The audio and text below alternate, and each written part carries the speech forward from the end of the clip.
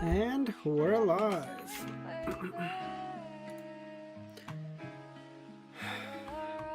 Alright, boys. 23 chapters, or 22, whatever. And we're done volume 3.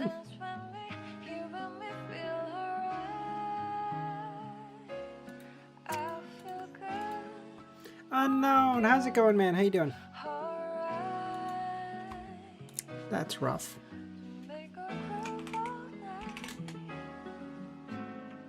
Okay.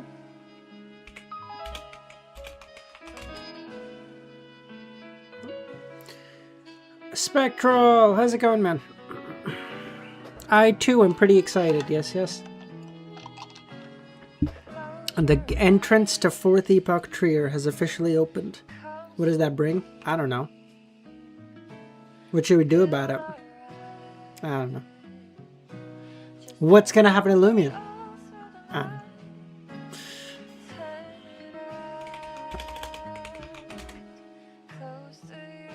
Oh, that's not bad. That's not bad.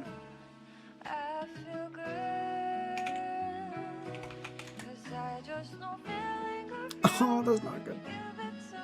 Make some theories. That's it. Okay. Okay. So, EBS seems to have betrayed humanity for some dumb fuck reason. I don't know. So, I think somehow or another, we might have some. I don't think we're gonna have any God's Descent because I don't think it warrants it. I think between Audrey and Forrest, because I think they can because I think they're both angels. I think. Obviously, we know about Forrest. I don't know if Audrey's an angel or she's still a saint. It's close. Ray, how's it going, man? Ooth, how's it going, man? So I don't think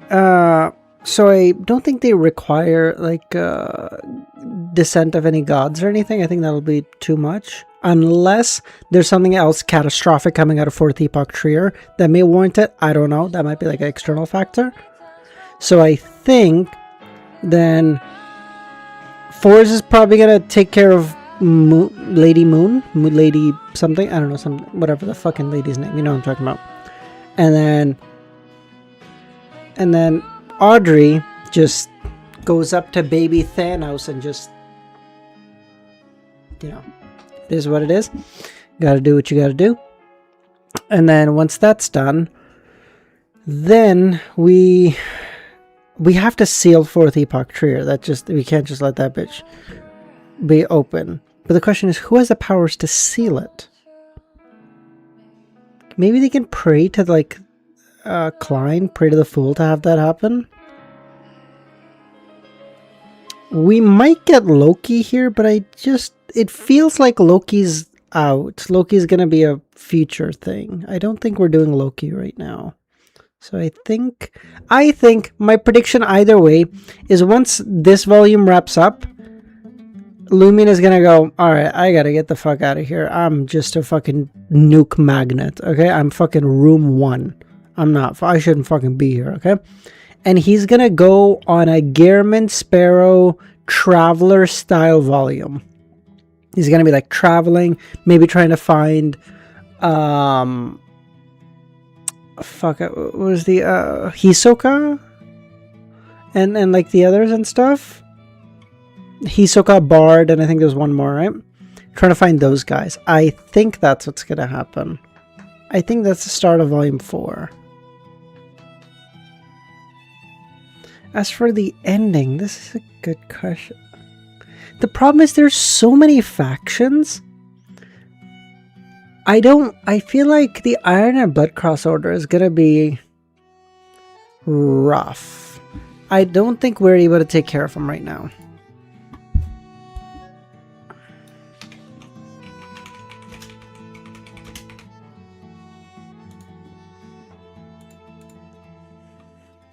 Hisoka, Bard, Ultraman, Mad Lady. Okay, thank you. Chris, how's it going, man? Okay.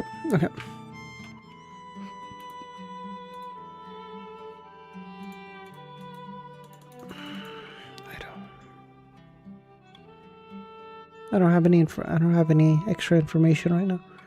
Or could it be Audi? Gaudy, that's not how you spell that. Woody.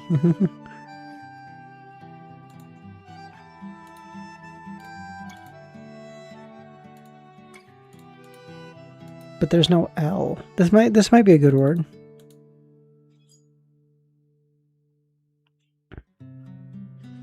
How do you think the ending plays out? That's a good question.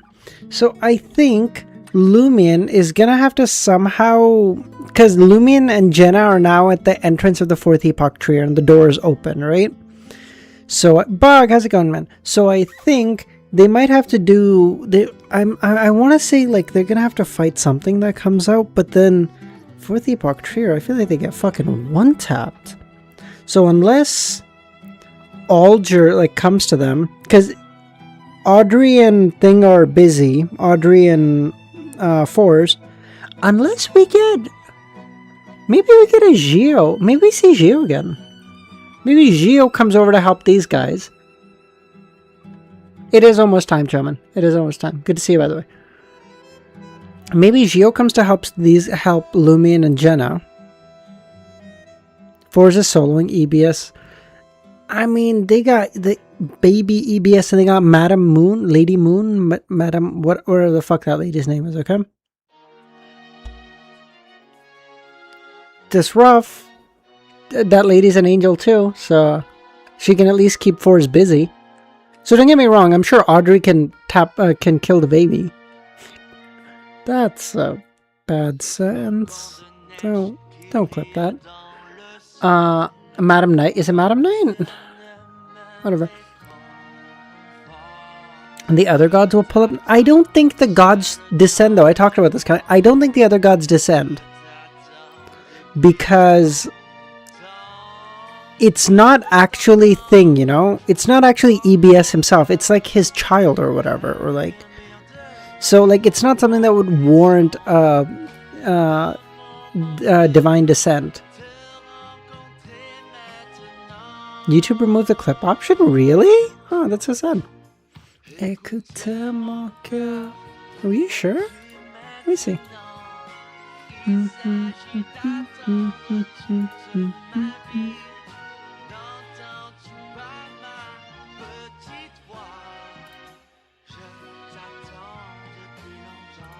Oh, sad. You're alright. Oh, oof. Alright. Okay. I think they locked it behind X number of subs or something? Oh, that might be the case. Oh, that might be. I don't know, dude. I want to start reading. I don't care. What is the fucking word? Toady? What the fuck? Cringe. Alright, let's just do connections and start reading. I don't even want to... I am genuinely excited. I don't even want to fucking play these games today.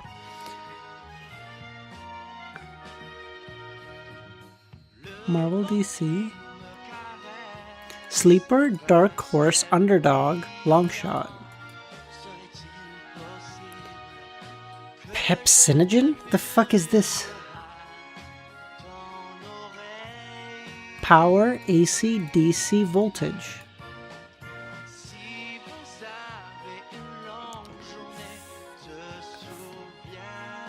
Stare, Goggle, Wonder, Marvel?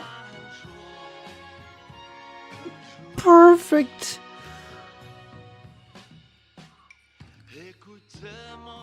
Oh, perfect connections. What a good way to start.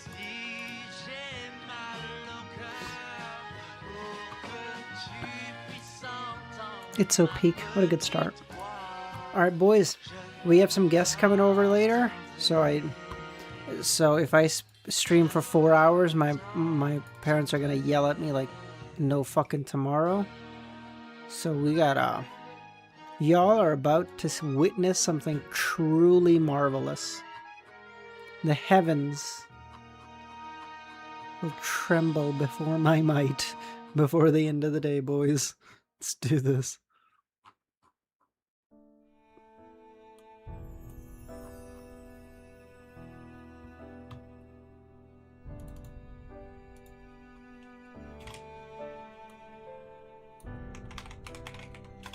That's not how you spell that.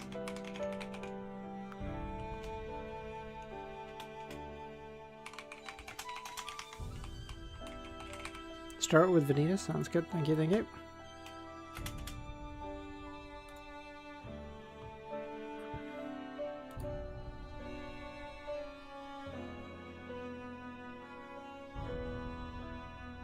Hello, Bald. How goes it? I'm in too good a mood right now for you to spoil it.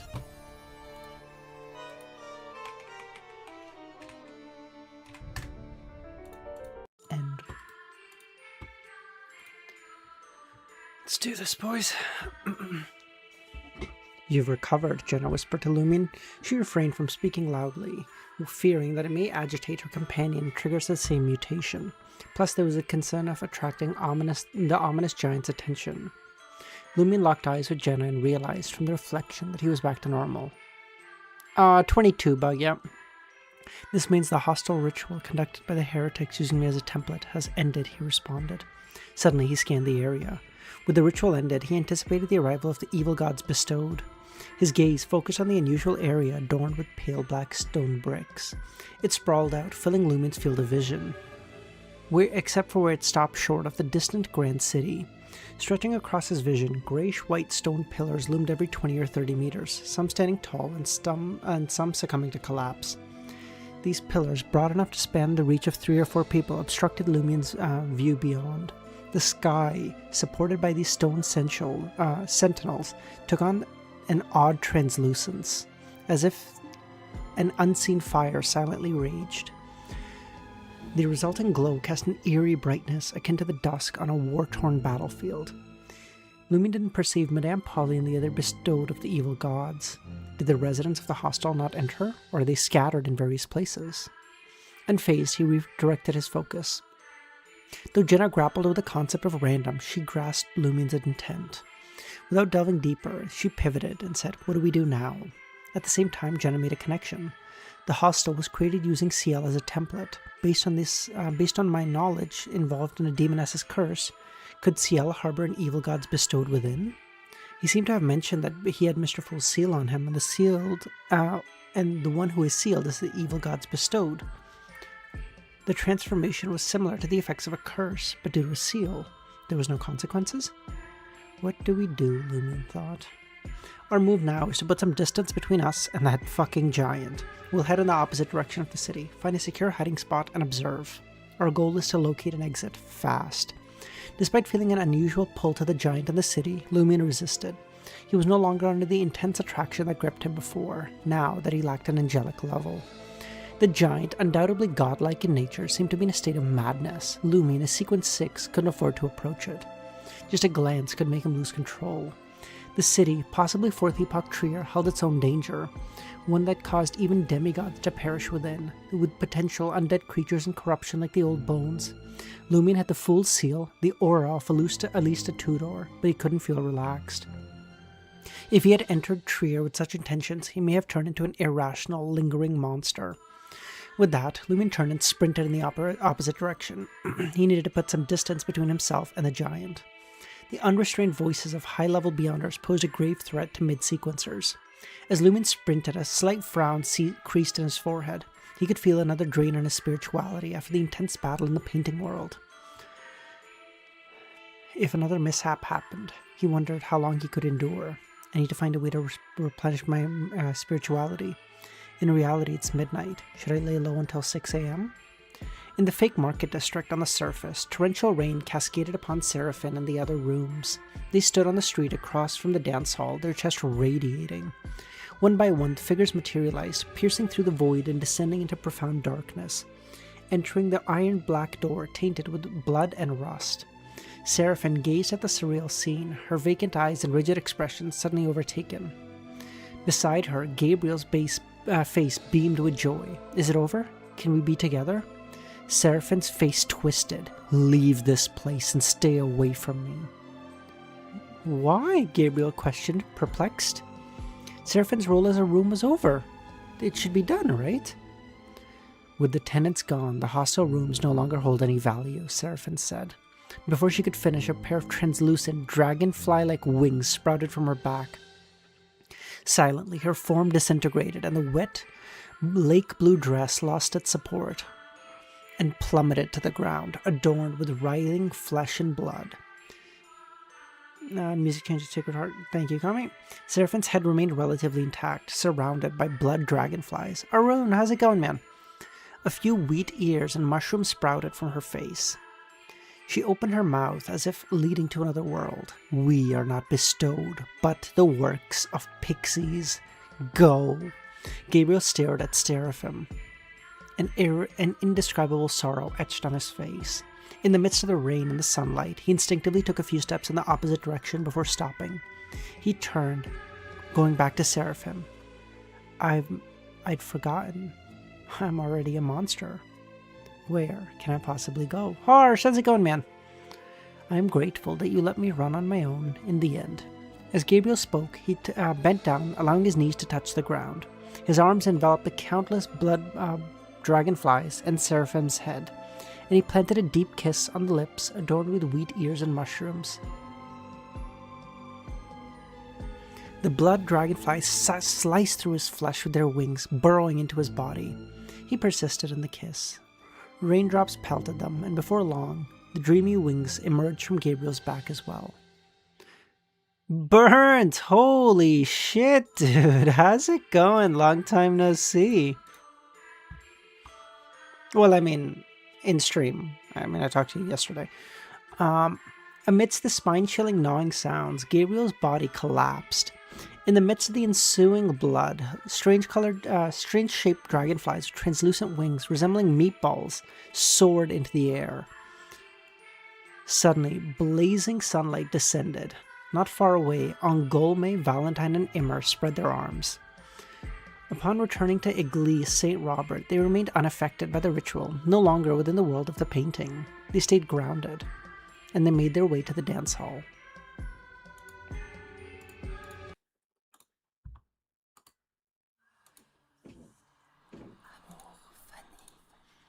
Sacred Heart Cloister. Storms and lightning veiled the golden sun, but for now they couldn't thwart the sunlight. This caused the entrance to the dance hall to blur and tremble. Oh, this is good fucking music, Kami. Holy shit, good choice, dude. The painting world... Dude, I gotta play this fucking game. The music from it is based as fuck. The painting world that had swapped with the surface gradually became ethereal. After the magician and Justice escaped the onslaught of sunlight, they realized they had lost Lady Moon's trail. The former's eyes sparkled with stars. Soon, she saw Lady Moon's silhouette. Zaza, how's it going, man? The evil god's blessed didn't conceal herself as she forcibly entered the unstable darkness and mysterious, illusory door. With a flash of starlight, Magician and Justice arrived outside the dance hall. The two hesitated, uncertain of whether to pursue her. At that moment, Justice said, I feel that the underground allure in beckoning towards me had weakened. Their hesitance stemmed from the fact that delving deep underground into Fourth Epoch Trio would subject them to immense corruption. The heretics didn't mind. Essentially, they had already gone mad. No worries, Az. I appreciate you popping by, buddy. Essentially, they had gone mad. At most, their madness would be more intricate and thorough. The corruption has weakened, Magician asked. As far as she knew, only two individuals could cause this. One was Mr. Fool, or CW. By temporarily bolstering the seal's power, they could curb the various corruption in Fourth Epoch Trio and diminish them. The other was the deity who had gained a rudimentary grasp of the greatest abnormality underground. The Lord that created everything. The omnipotent, omniscient God. The Lord who reigns behind the curtain of shadows. The ruler of the mind world. And the degenerate nature of all living things. That is a hard fucking... Listen, I don't like him, but that is a hard fucking name, title, okay? I'm not typing in that fucking... Nope, we're not typing in the title. Nope. Look at the fucking size of this title. I'm not... Justice, adorned in a simple yet elegant dress, turned her head to glance at Magician, discerning her thoughts.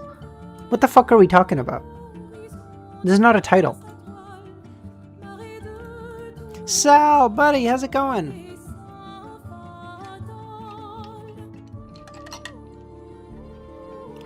That's not the title. I don't. Yeah, I don't think that. I think it's a error because that's the first sentence. So I think they copy pasted it accidentally into there instead of the thing. Yep. So ending the volume today. Is the title name Encounter MX?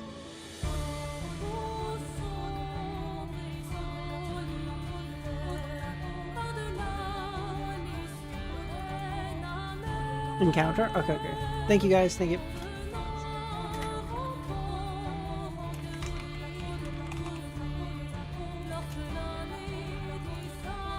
God damn, this music is good as fuck. Justice. No, Sal. I know, dude. I know you lost. I know you're going through like a job change. So like, don't worry about it. There's never. Again, you guys know this. There's never any expectation. Okay. Justice, adorned in a simple yet elegant dress, turned her head to glance at Magician. Magician didn't hesitate. With a sigh and a chuckle, she stepped into the faltering darkness. Justice followed closely behind. As they vanished, sunlight flooded the sky from St. Vief Cathedral on Trier Island.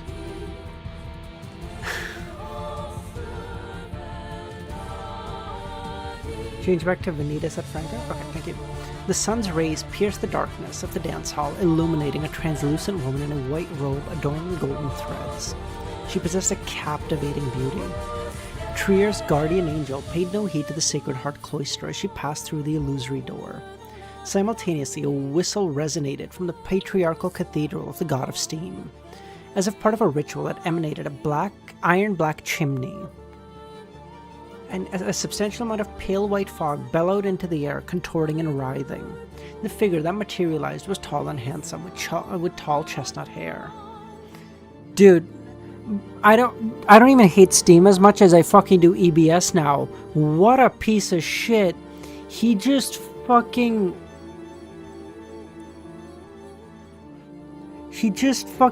gave up humanity and Earth. Oh my god, he turned his back. He was Saint Bornova, recently assigned to the Church of God of Steam and Machinery in Trier. Unlike Saint Vief, the angel didn't enter the seal. Instead, he hovered in the air, vigilant against mishaps, including an attack from the Rose School of Thought's Abomination. This is whack, though. Trier's guardian angel paid no heed to the Sacred Heart cloister. Really? Fucking dickhead. Unlike St. Vief, at that moment, a colossal hurricane erupted, enshrouding the golden sun above.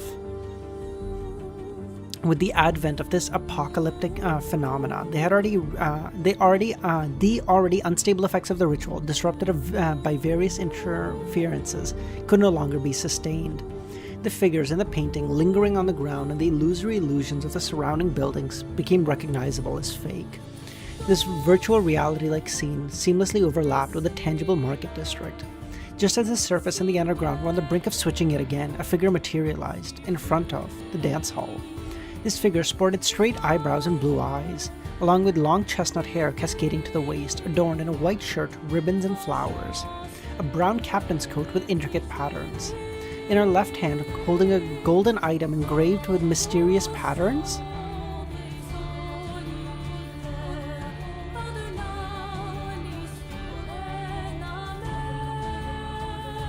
It's Queen Mystic! Yeah, okay. Ah, I was thinking it was Cat Leia. Okay, that does make more sense. What does Cat Leia look like? I honestly can't even... No, she had black hair. Yeah, you're right. Yeah. Silently, the wick extending from the lamp's mouth spontaneously ignited. Purple hair, black eyes. Yeah, thank you. Within the luminous glow, a distorted and indistinct pale gold figure materialized and conveyed in a majestic voice. The woman holding the lamp scrutinized the pale golden figure deeply before her body turned ethereal, disintegrating into countless symbols and words. Frank and Anthony Reed emerge. Oh wait, sorry. You said change music, right? What am I switching to? Fuck.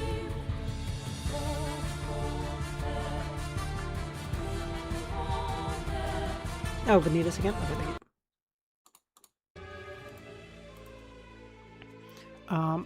A feeble light seeped into the mind from a distance. Damn it, did I enter that special mirror world again? Did the anomaly in the market district cause the demoness figurine to resonate with the mirror? What is this called? When it rains, it fucking pours. As a spectator, Anthony's immediate response upon confirming his condition was to observe his surroundings. He noted that the mind wasn't overly expansive, but there was no other tunnels branching off. Frank, at that moment, realizing this place was different from the last time. It felt as if she had reached the end of a particular dead end. Granted, she and Lumion had never thoroughly explored this place. Where are we? Anthony asked, when he saw a figure emerge from the crevice in the wall beside him. The figure curled up and hugged him, trembling. The figure, dressed in a military green attire, was Anthony Reed himself. Did I miss a line?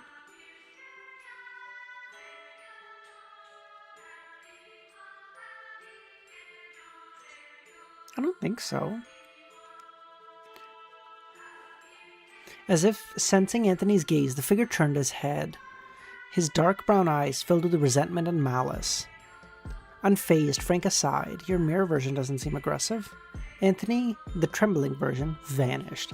Frank averted her gaze and briefly elucidated their location and their means of departure.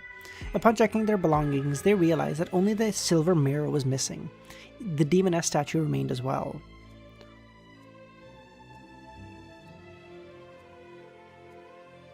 Wait, I don't have this. What the fuck? To resolve your father's problem, we can only allow him to accept another corruption at the same level. One more compatible with him, forming a certain balance. I don't have that one. I swear. Thank you, Arun. I appreciate that, but I swear it's not in my translation. And the problem now is that the path out is guarded by a powerful monster. I relied on CL's uniqueness last time to divert it, but I don't know what to do. Let's find another way.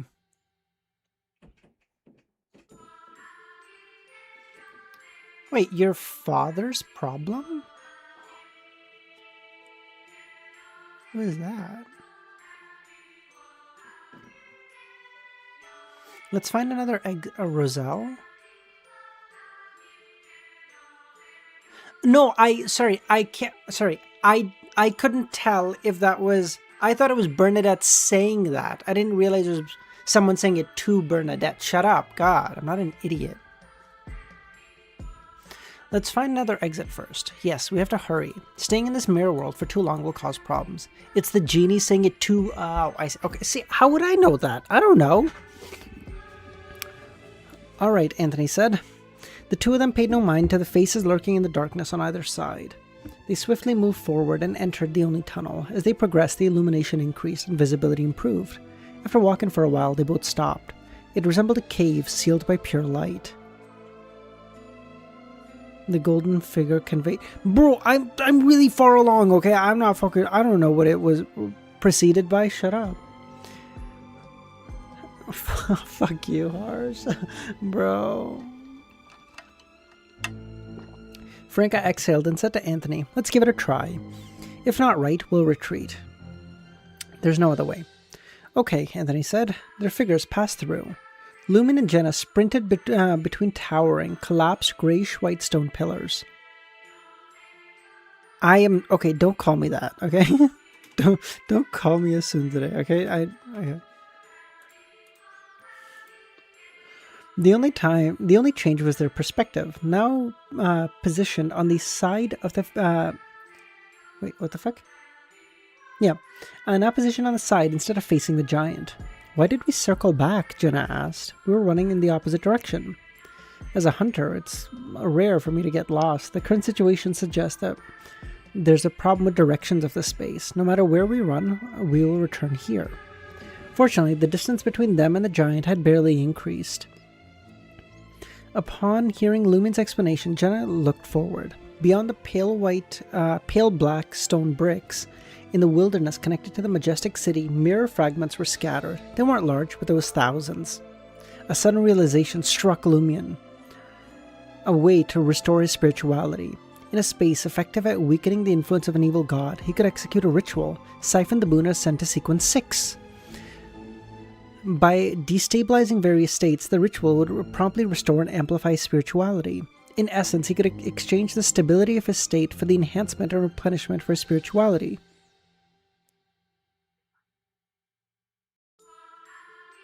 I think our translations are a bit different, Unknown, yeah. It seems like the one you guys are using might be better, so I might have you, someone send it to me after the stream, so I can use it for the future. Because, like, that sentence for the Bernadette thing seemed, like, pretty important. Like, I should have had that, but, like, I didn't. So I might have you guys send that. Oma, how's it going? In essence, before initiating the ritual, Lumi needed to ascertain one crucial detail. Would this place render Mr. Fool incapable of observation? If that were the case, Termi Boris might exploit the ritual to escape the unintelligent seal itself. After all, the core of the ritual involved breaking the seal. Just as Lumin was about to instruct Jenna, a figure emerged. Their pupils dilated, and instinctively Lumin and Jenna sought cover. The figure materialized, standing at over 1.7 meters tall, clad in a black cloak. Before long, a familiar voice rang out. "You're not slow." "This is Martin? He's involved?" Lumion didn't dare peek. Then he recalled the identity of this figure. The Carbonari member he had once encountered, the one followed by Franco.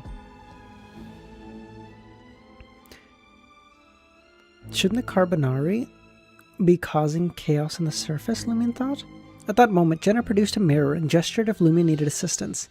She could use mirror magic, utilizing mirror-like items to display the reflections onto the mirror. Numerous mirror fragments lay nearby.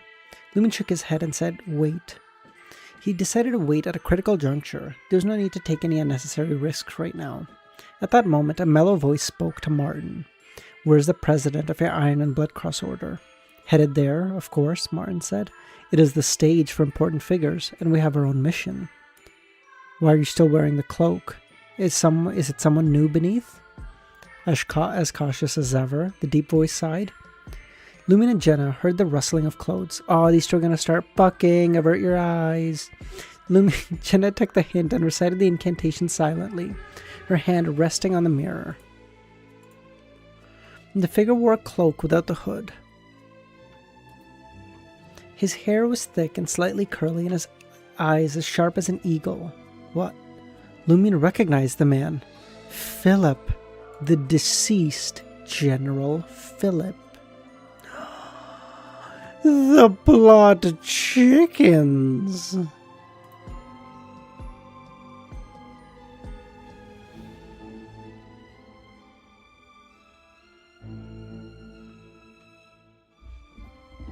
Unknown, what's up, man?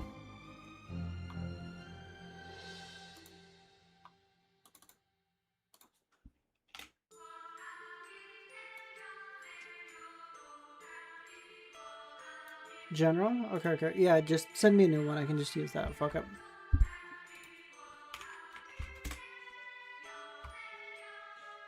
Okay, thank you, dude. Oh, you're a goat.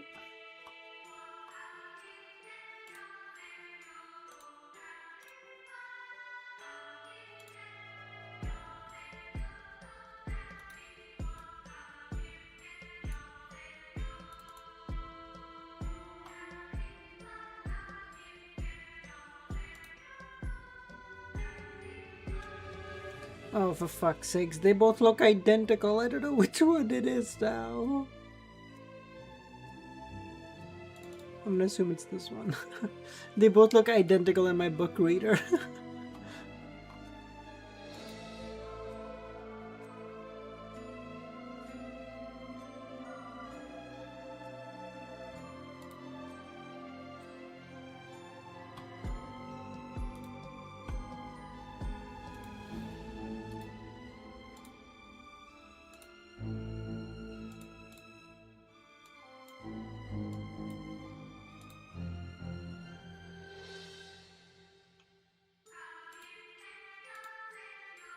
It's fine.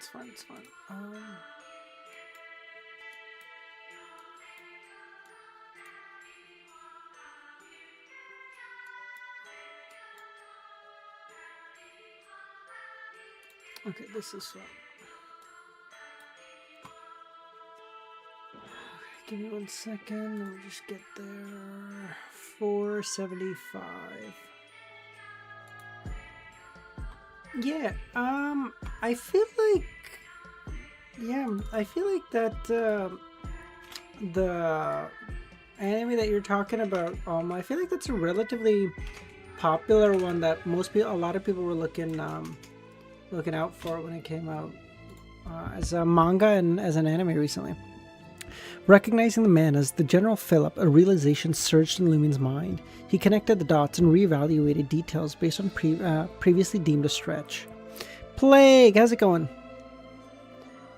Earlier, Lumine had queried Martin about his support of Hugh Artois, the spokesman of many evil gods. Martin asserted that he was well aware of Artois' nature. Martin endorsed Artois for Parliament with the belief that he would repeatedly bring calamity to the market district. Until today, Lumine had accepted this reasoning on the surface. Even if Martin hadn't disclosed the truth, he unveiled a fraction of it. But now it appeared that 90% of what Martin said was a fucking lie. Hugh had been groomed by General Phillip and thrust into politics. Martin had clearly established a cooperative relationship with the general a while back. His backing of Hugh Artois wasn't merely opportunistic, but rather he had been intricately involved in the plan from the outset. Similarly, the general, having feigned his death and diverged from his intended fate, utilized the Dream Seekers organization to finance painters and other evil god bestowed. Simultaneously, he joined the Carbonari, fomenting riots and rebellions. Lumine found this not that surprising, but the connection added an intricate detail. By the time the hostile ritual had commenced, Lumine had already grasped the essence of the conspiracy, yet some explanation seemed a bit forced. For instance, how had Maipu Mayor, having left the Bliss Society and returned to the Market District, managed to contact the painters of the evil gods? One way was that Susanna, while still the priestess, had established a connection with other cults. As Maipu's lover and crucial member, he had some contacts as well. But that felt contrived. Did Maipu truly maintain good relationships with believers of other gods? Would he naturally seek their aid?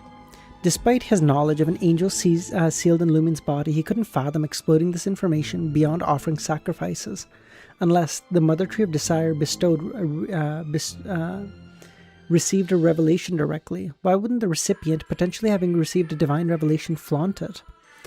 Lumine found that all these details made more sense now that Martin and his connection to the general were revealed.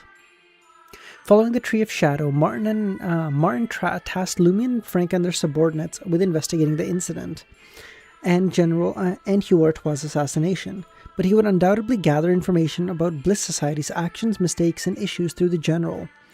In these circumstances, Maipu Mayor, seeking a return to the Market District, naturally established a connection with the general, who had shown interest in such matters. Unknown, yours is better than... What the fuck? Dude, Unknown has the fucking copy from Cuttlefish himself. What the fuck? Consequently, Martin had long been aware of what was sealed within Lumion. The entire ritual might have been conceived by him, General Phillip, and the painters. One of them harbored a long-standing desire for Fourth Epoch tree and possessed extensive knowledge. They understood the seal's operation and past leaks. The dance hall, owned by the mob, and 13 Avenue de Marche served as a testing ground for the Iron and Blood Cross Order's members.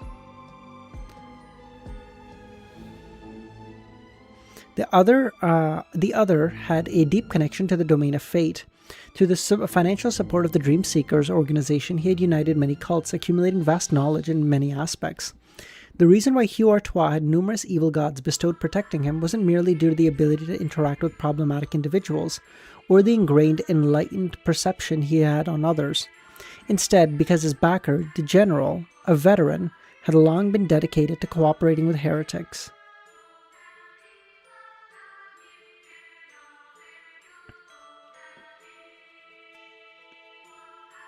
Lumine suspected that Martin hadn't officially tested him and allowed him to join the Iron and Blood Cross Order out of initial trust.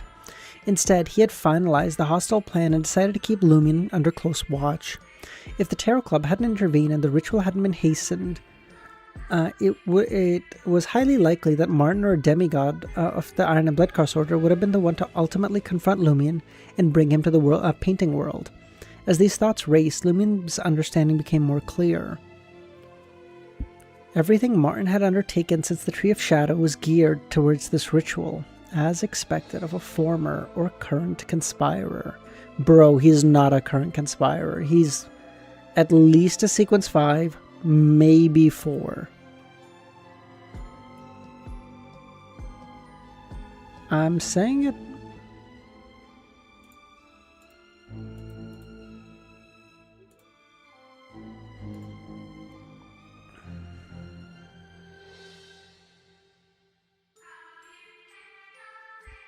Certainly, Martin might not have been aware of the residual aura of at least a tutor that Lumion carried, but he likely harbored suspicion.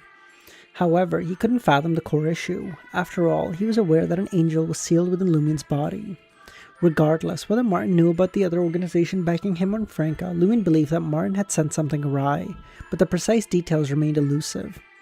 Lumion signaled Jenna to seize the mirror magic to evade detection by Martin and the General, while he pondered. Why do they covet the 4th Epoch Trier so much? If I hadn't arrived in Trier, stayed at the motel, and attracted the fallen tree spirit Susanna, what would have been the original plan? How did they intend to bypass the seal without me? As the questions resurfaced, Lumion recalled something. Martin had once directed Christo's smuggling caravan to transport an item into Trier through an underground tunnel. This item activated this special mirror world hidden underground. Later, Franca sensed the item while tracking a Carbonari member, General Phillip, who had faked his death. Now, the General, who had also entered this place, suspected to be 4th Epoch Trier. They made extensive preparations, including orchestrating a riot. Their goal was to use that item and its connection to the mirror fragments to infiltrate this place through a seal leak. But they had a better choice later: me. Damn it, Martin's words about why he supported Hugh were mostly true. He did need a person to incite public anger, not to overthrow the government, but for the ritual. Pushing villains into power while posing as the leader of the resistance, both an antagonist and the protagonist. Lumion understood a little more of the sequence named Conspirer through Martin. At this moment, Jenna understood Lumion's meaning and discontinued the mirror magic. Martin smiled and said, "It is indeed you, Philip. Let us enter 4th Epoch Trier." Who the fuck talks like this? Philip. Jenna, who had only a vague impression of the General, now realized the man that Franca had been tailing was General Phillip, the one who had faked his death. "Aren't you going to find Lumion Lee?" Philip said. "If he becomes your loyal subordinate and joins you, you can complete the ritual immediately and become a demigod." Oh, so he's a sequence 5. "I too find it a pity," Martin said. "An angel is sealed within, and he alone is a team. I've given him many chances, but he never understood what loyalty meant. Now I have an alternative. Let him die naturally." Damn! Oh man! Martin! You just needed... Damn, Lumion, you just needed to give him your loyalty. We could have been such good friends. An angel sealed within him. Jenna's eyes widened as she looked at Lumion. Lumion smirked and said, "I'd be a fool to believe you. The person scheming to use me from the start is talking about loyalty, you fucking idiot." Just as Martin and Philip turned away from the magnificent city, 2 figures emerged from a mirror fragment in the nearby wilderness. I'm switching music, Kami. I'm switching.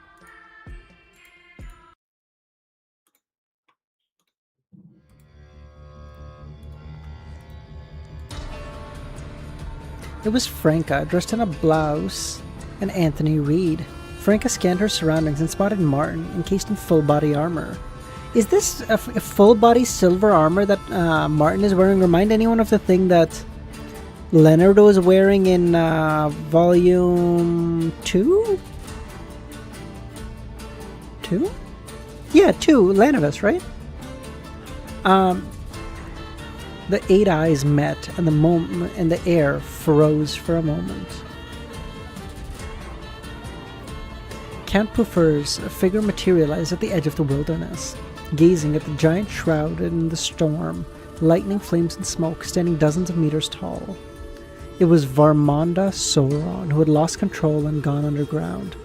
The former Archangel, the Conqueror, who was quite close to a deity's throne.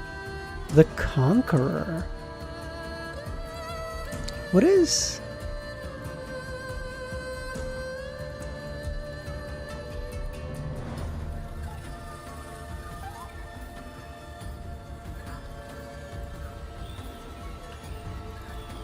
Sequence 1?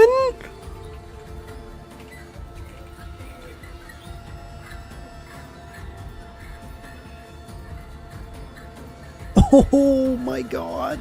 Oh my god, sequence 1. Oh my god.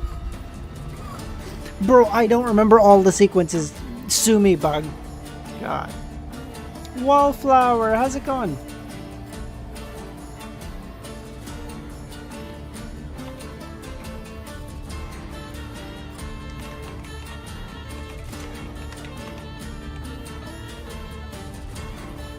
Dude, imagine having the name Champagne and you're still a sequence and you still reach sequence 1.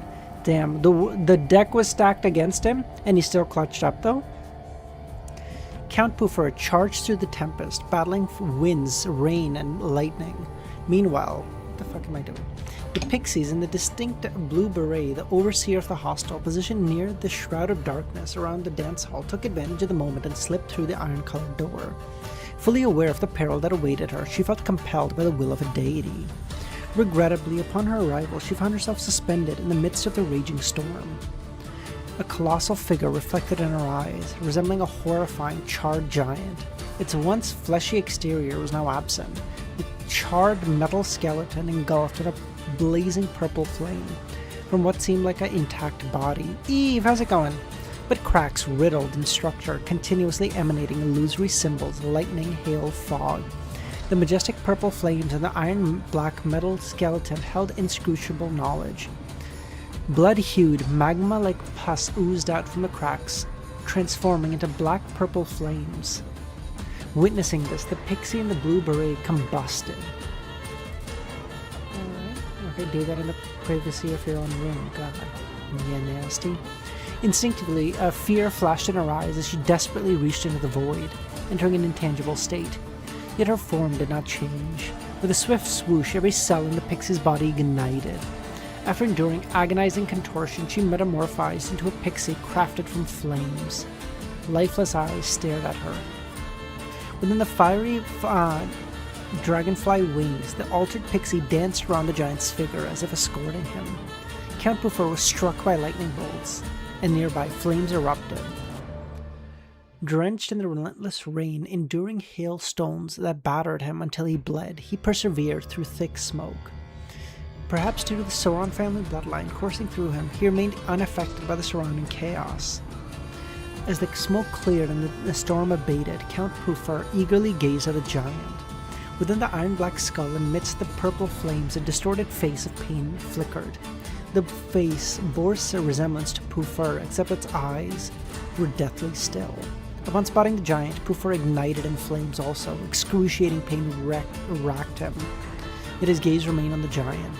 Amidst the encircling flames, faces filled with venom, hatred, and madness, men and women bearing the resemblance to both giant and the count emerged from the sides of the withered hearts floating in the flames. I can't even... This is so intricate. Puffer glimpsed by the family forebears from the oil paintings. Despite the difficulty, he smiled. A true fanatic. In the turmoil, he transformed into a flaming pixie as well. However, instead of circling the giant, he was drawn by the family bloodline to the perilous purple flames. Into Vermonda's face, and in an instant, the two fused. Vermonda's mouth twitched, a hint of liveliness in his eyes. He opened his mouth and screamed. With this scream, the ground, scorched by the flames, shook, and puppets crawled out of the earth. These puppets, equally tall, at 3 to 4 meters, charred with the iron hue, speckled in dark red blood. Together, they swerved, the puppets becoming soldiers guarding the area. Simultaneously, a fiery meteor descended from the heavens, streaking across the sky, plummeting to the edge of the fog. A figure emerged amidst the meteorite-like crash and in the ensuing tremors, standing upright, Snarer Einhorn, a 1.8 meter tall angel with long dark red hair. His body expanded, unveiling a mythical creature reminiscent of Vermonda Sauron's current form. A giant representing calamity, crafted from flames. Damn, we got 2 angels of the fucking hunter pathway here? A sequence 1 and 2?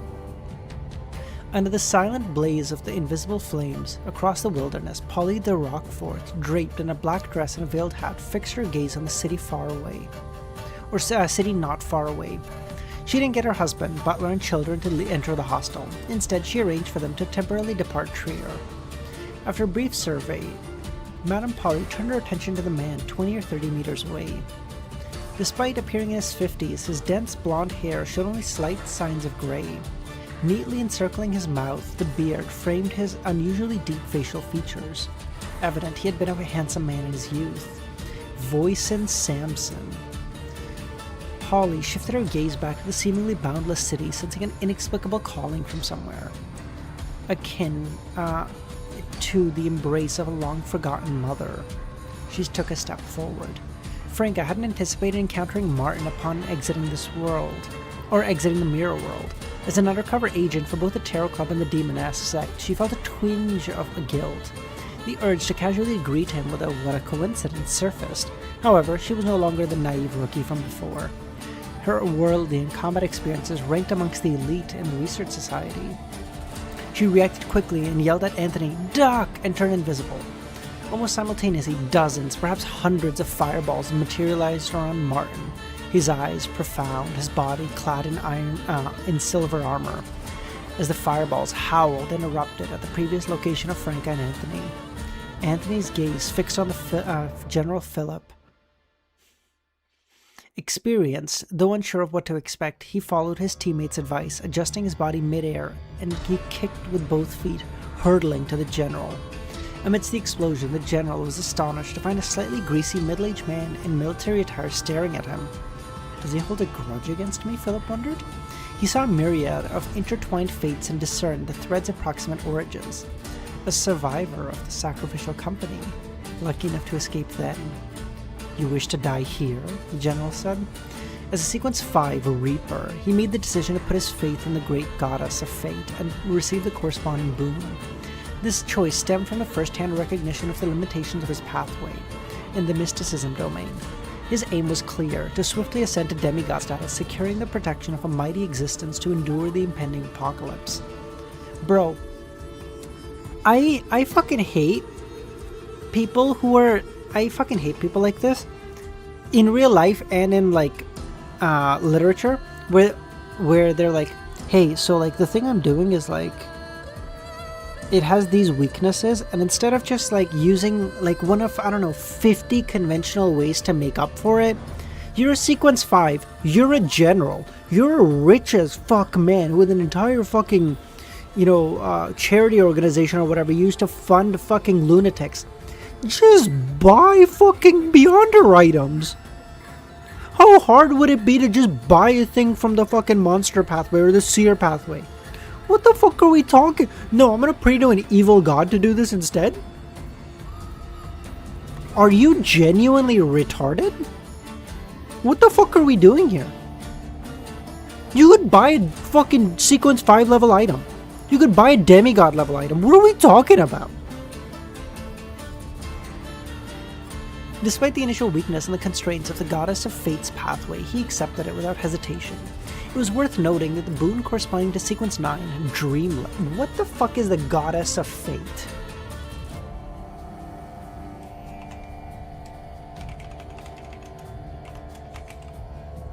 It's a fucking new evil god. Fucking cringe.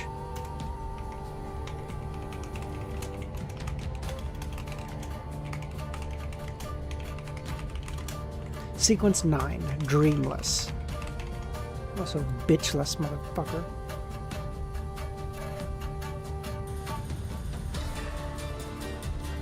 No, I'm not searching the wiki, I'm putting that in my notes. Calm down.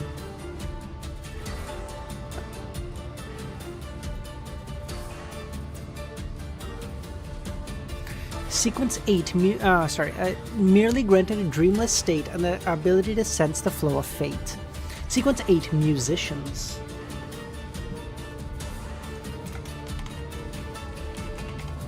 Were a slight improvement. In other words, in certain worlds, musicians often blinded themselves to enhance their focus on the voice of fate before playing it like a symphony. However, this method demanded extensive preparation.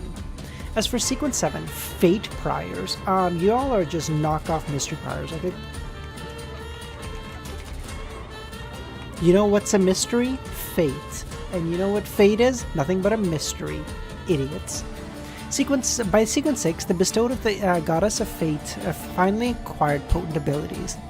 Those who glimpsed fate could convey it and directly impact a target, but with each usage came a significant drawback. This sequence was known as Mute.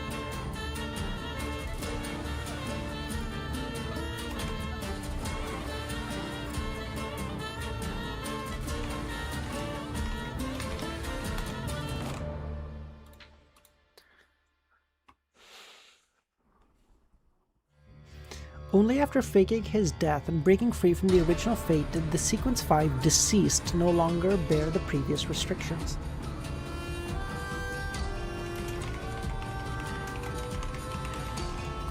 Sequence 5, you dead.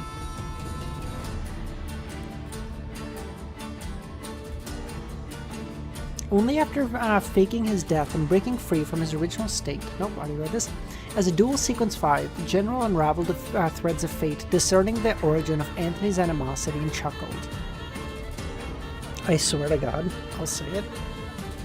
If a dual Sequence 5 dies to a Sequence 7, that her god, her evil, like the evil god he worships, the Goddess of Fate, just genuinely needs to commit seppuku. It's the only way. Can you imagine nurturing a motherfucker who's already damn near a demigod, making him damn near another demigod, and then he dies to some motherfucker who's barely a mid-sequencer? I think you just end it all. I think you gotta take the ceremonial dagger and just it's over, bro. Oh my god. Fate can't be avoided. He'll ultimately end up as a sacrifice. General chuckled. Amidst these words, dude, I'm telling you, Anthony's gonna kill him. Anthony's gonna somehow kill him. Amidst these words and the explosive tumult, Anthony's mind replayed the harrowing scene of the camp attack, causing him to break out into a tremble. Luvion! Holy shit! Long time no see, buddy. How you doing? He landed on the ground and clutched his head in fear. Not far away, concealed beneath a half-collapsed greyish-white stone pillar, Lumion and Jenna both heard Franca's urgent cry to Doc. Franca is here too? How? Lumion thought.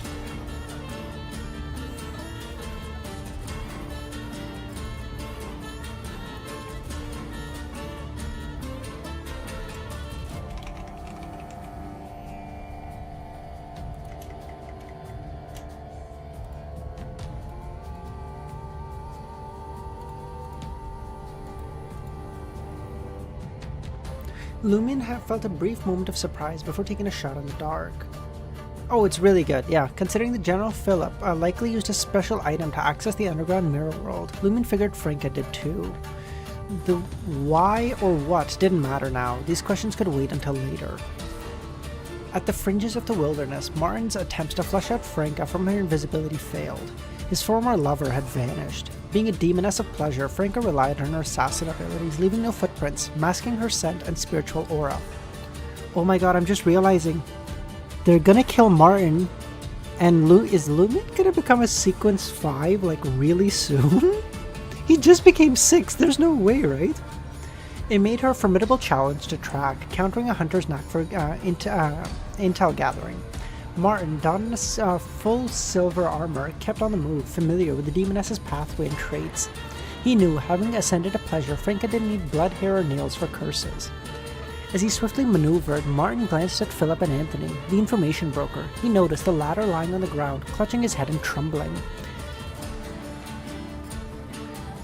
Anthony, I glazed you. You can't fuck me like this. Get up, idiot. Phillip's black cloak expanded slightly, and crimson, nearly white flame ravens materialized beside him. Observing the scene, Martin paid no heed to the ongoing battle. He raised his right hand and lowered his visor. A broadsword, aglow with condensed light, materialized in Martin's grip, casting a radiant and holy sunrise gleam over the vast expanse.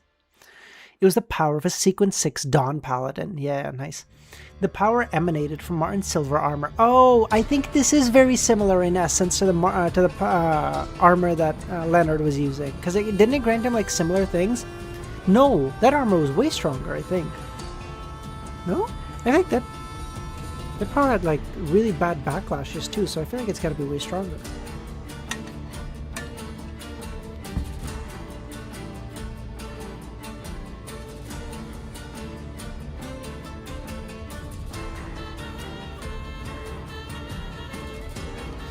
Wait, hold on. Give me literally 1 second. I'll be right back.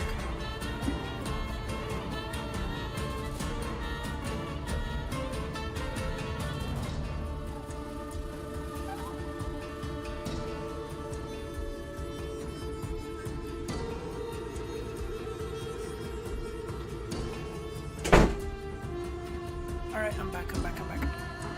Alright, say bye to Mr. Chair. Fuck off. Alright. An artifact he had, a numbered artifact bestowed by the authorities he had acquired in an operation a few years back after slaying 2 purifiers. Number 247, Pride Armor. Is this the fucking same one? Is it the same thing? Dangerous, used with care and moderation. It can only be applied for operations that require 3 or more people, or by deacons or diocese bishops. Classification. Purifiers are above. Place it in a dark chamber and select physically strong humans to guard them with a rotation every 3 hours. Late into the night, into the war between the Lone Kingdom and the Fasak Empire, a plethora of meteors descended from the sky, causing catastrophe. This armor was discovered in a ruined building in the suburbs of Port Lasore. The humans inside had met a brutal end. Through experimentation, it bestows the wearer with the might of a giant, blanketing an area 48 meters in a sunrise gleam. These rays dispel illusions, erase shadows, and nullify invisible effects. They also affect wraiths and shadows, diminishing their peculiarities and weakening the spirits. Decent defensive capabilities, and can be damaged but regenerate slowly. Depending on the extent of the damage, recovery can take half an hour to half a day. It also grants the wearer the ability to manifest a hefty, robust, yet sharp two-handed broadsword, each strike carrying a purifying effect. This phenomena, and dismantling the radiant broadsword results in a formidable hurricane of light, a phenomena that can obliterate the human body, vanquish spirits, and vanquish wraiths and harm evil spirits. The wearer's combat skills see a significant boost, accompanied by a heightened arrogance. They hold disdain for those standing behind them and target concealed in a dark or invisible. It indiscriminately eliminates weak humans within a 50-meter radius. Should the wearer weaken, they too become a target. Dude, is Lumen gonna wear this? Lumen would be such a fucking cunt of wearing this, though. Because he's already kind of an arrogant little shit, and then he wears this.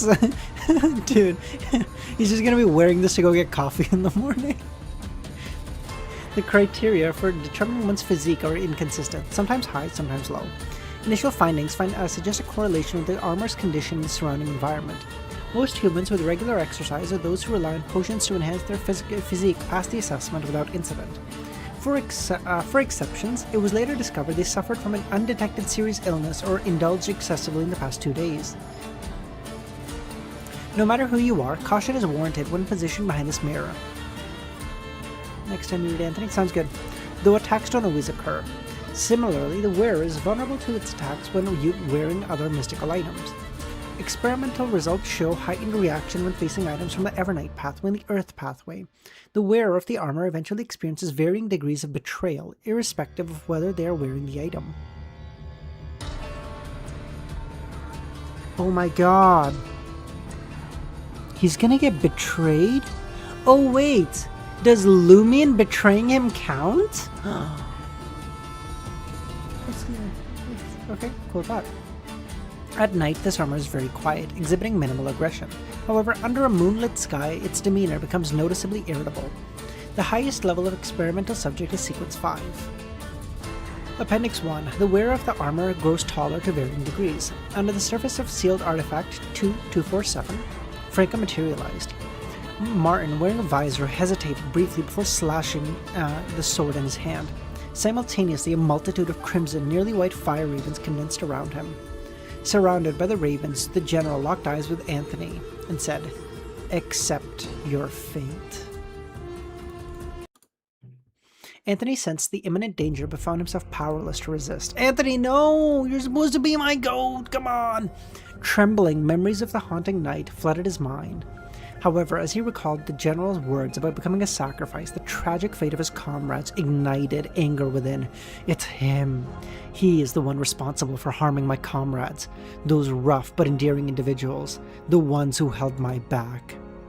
Suddenly, Lumien's earlier question echoed in Anthony's mind. To this day, do you still wrestle with the fear from that night? The gunshots? Do you have the courage to press on? Perhaps I died in that attack. What remains is an avenging spirit, relentless in its pursuit of truth and retribution. I may be destroyed, but I can never give up. That's right. I should have died long ago. My sole purpose in my life is revenge, and today my enemy stands before me. What should I be afraid of? I'm not even afraid of dying. Why fear gunshots, explosions, or being a sacrifice? Wouldn't the worst outcome be death and being sacrificed to an evil deity? I'm already prepared for that. This time I chose to stay, to not run, but to make amends for my regrets. Now the opportunity has presented itself. The flames of revenge soared in Anthony's eyes and his heart. He lifted his gaze to meet the general's reddened, hatred-filled eyes. Once his superior. "Go to hell," Anthony cursed as he unleashed a psychiatric frenzy. This ability could manipulate the emotions or destabilize the mental state of the target, pushing them to a frenzied state. In some cases, it could even lead the target to lose control. Just as the general prepared to unleash a wrath of fire ravens, a surge of danger premonition hit him, and before he could even react, the intended sacrifice raised his head, locking eyes with him, his eyes burning with intensity. With a buzzing sound, Philip's head snapped back, his thoughts thrown into a disarray. Ever since embarking on the Goddess of Fate's pathway, originally being a Sequence 5, he, armed with the corresponding knowledge, could keenly sense the shifts in his personality and thoughts. His body had undergone a significant change. For Philip, mentally prepared as he was, this was acceptable, but one concern nagged at him. His mental state became unpredictable, sometimes rational, sometimes fanatical, sometimes cold, and sometimes calm. This behavior was comparing and mirrored their great existences. The general's mind felt like a storm that had been unleashed. His mind and his skin swelled and his pale white hair crinkled, resembling someone submerged in water for days. Threads materialized from each pore, tinged with a hint of mercurial hue, giving Philip's flesh the appearance of being ablaze with flames. The general briefly succumbed to frenzy, and at that moment a figure materialized behind him. It was Lumien. Recognizing Franca's voice and sensing the onset of the battle, Lumien didn't rush out to provide assistance, but waited for the right moment. Aware that his current spirituality dictated a single, optimal choice, Lumien needed to eliminate either Martin or the general quickly. Franca, Jenna, and Anthony could then join forces to handle the remaining. Choosing a target was no easy choice. Martin, corrupted by 13 Avenue de Marche and the CEO of the Iron and Blood Cross Order, had many peculiarities. Lumien couldn't guarantee that a single combination of punches would finish him. The general, with his boons involving fate, might sense the danger ahead of time. Both options carried substantial risk, forcing Lumien to wait. As long as Franca and Anthony remained alive for the time being, Lumien could hold back. Guys, okay. Lumien is... dude, Sal, you're saying that as a joke, but Lumien is unironically just hitting like 777 on the slots. This motherfucker decided to camp out in a bush, and it just so happens the fucking circle keeps getting smaller, but that bush is still in the center of the circle every time. He's kind of locked in. He's gotten so lucky. As long as Frank and Anthony remained alive for the time being, Lumien would hold back. Patience was a fundamental quality for a hunter. However, Lumine's waiting wasn't blind. Relying on Jenna's mirror magic and the shattered mirrors in the wilderness, he observed the situation closely, prepared to intervene and save Anthony. Lumine found the moment opportune when Anthony turned the tables. This was an opportunity. Lumine gazed at the general and said, "Harumph!" Two beams of light shot out and struck Philip. The deceased's eyes lost focus and his body swayed. Lumine had already raised his right hand, bent his pinky finger and ring finger, aimed at the back of the general's head, mimicking a revolver. Bang! With the added sound effect in his mind and a slight lean back, a fireball compressed and shot from the tip of his index and middle finger, hurtling to the target like a bullet. Okay, maybe I'll grow to hate Lumine later, but listen, he's a little evil for my taste, for sure. Him literally lobotomizing a motherfucker is... Listen, I get he did bad things, but I have to say, like, that one's a little rough, okay?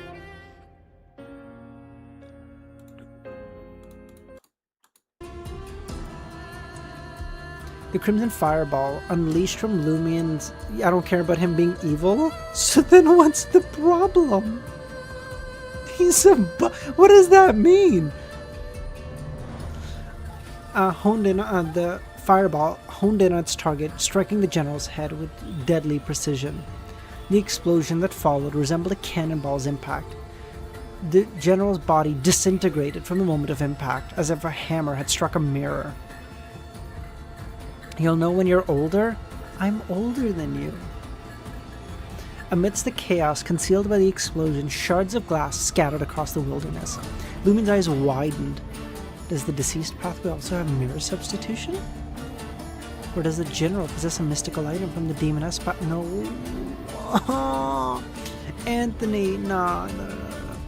Such thoughts raced through Lumine's mind as he processed the scene. The general's figure slowly reappeared more than 10 meters away. His eyes, once frenzied, now regained clarity. Simultaneously, Jenna materialized from behind General Phillip. Bro, he keeps getting... Someone keeps spawning behind him. He's talking to Martin. Franca and Anthony show up behind him. He's fighting Anthony. Lumine shows up behind him. Runs away from Lumine. Jenna shows up behind him. What the fuck are we talking about? How many times does this gambit work? And the revelations that General possessed magic mirror substitution didn't catch her off guard. However, she hadn't processed the implication before realizing he had chosen to position himself right before her, as if anticipating her to backstab him.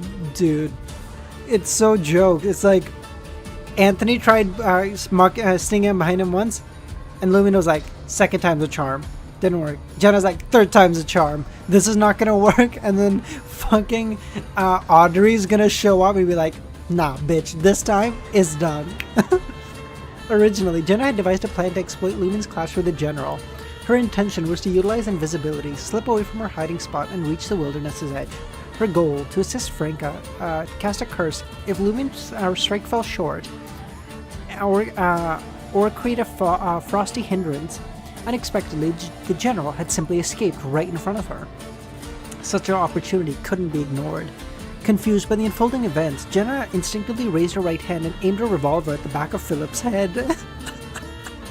I love how everyone, like Franca and the fucking Martin are like using like the most high level shit. Like this motherfucker has a sealed artifact that gives him the strength of a giant and a light broadsword, and Franca's using curses, and Jenna and Lumine are like revolvers.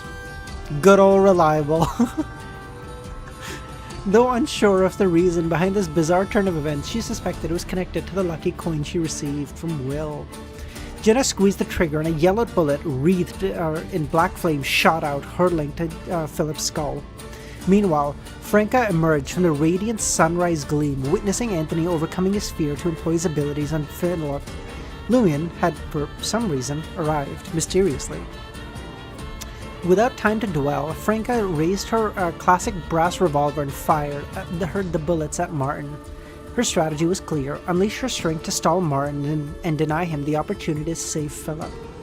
Franca's decision to use invisibility wasn't about tapping into assassin's tactics to backstab her lover. Drawing on her battle experience, she chose invisibility for a different purpose: to escape Martin and the general's line of sight, gaining a moment of security. Weapon approved by one of the pillars? True.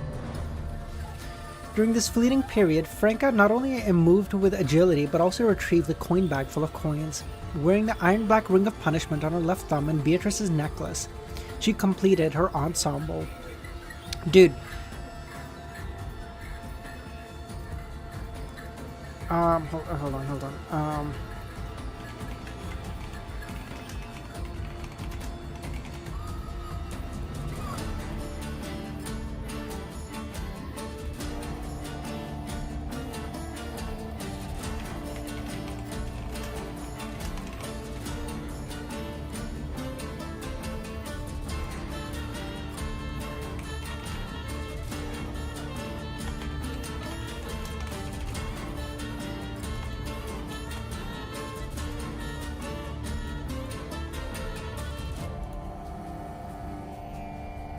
Okay.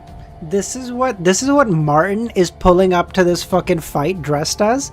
And this is what Franca is showing up as. Like, what in the fuck are we talking about? How are these two equal? Like, what the fuck is this? What are we doing here, guys? Finally, she withdrew the cannon gun from her underarm holster, clasping it firmly in her grasp. In her invisible state, Franca armed herself to the teeth, entering her strongest state before the inevitable reveal. Yes, Amanesis does pull up like that, but she's got 4 arms, a scythe as tall as a fucking building. She shows up like the goddess of death. She shows up like Hela from like Thor Ragnarok, okay?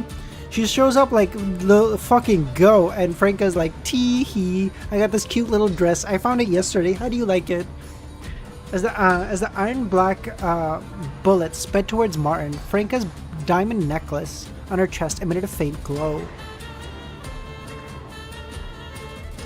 A maid outfit would solo, genuinely? Simultaneously, Franca's eyes welled up, and her red lips parted slightly. Manish, how's it going, man?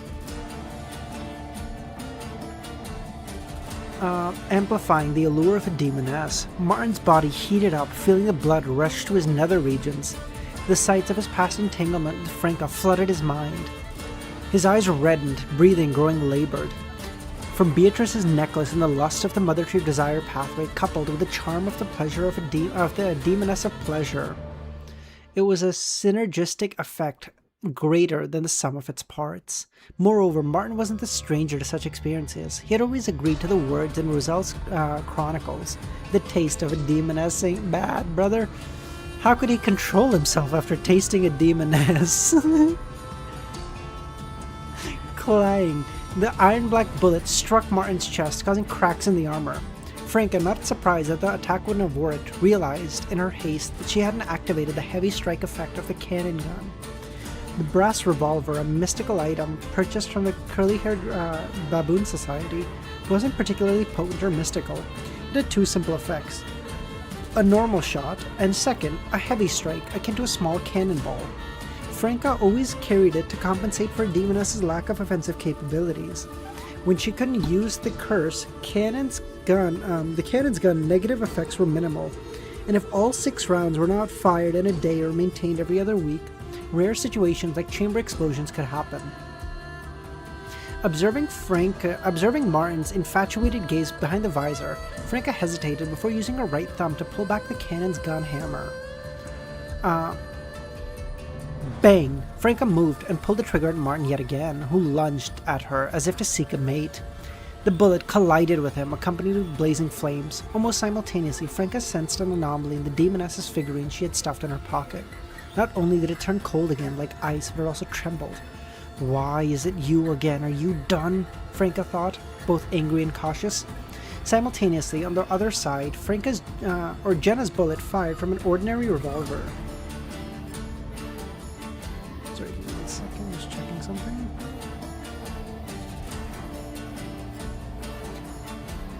Pierced the back of the general's head with flames. Unsurprisingly, the deceased shattered like a mirror, his figure outlined at the edge of the sunrise gleam created by Martin. Who's gonna show up behind him this time? Come on. At that moment, as Franca hurled the Demoness Bones figurine, Philip's body froze. Black flames erupted, silently igniting his spirit body. Blood seeped from his eyes, nose, mouth, and ears. The mirror he carried shattered. He was clearly in a daze, as if he'd been cursed. Without hesitation, Lumen employed Spirit World Traversal, appearing behind General Phillip again! Stop! No, we can't keep doing this! Meanwhile, it was a joke! Anthony stood up, his expression no longer filled with fear. As Philip was not far, it will work. Listen, motherfucker, you are gonna die eventually, and I will be behind you when it does.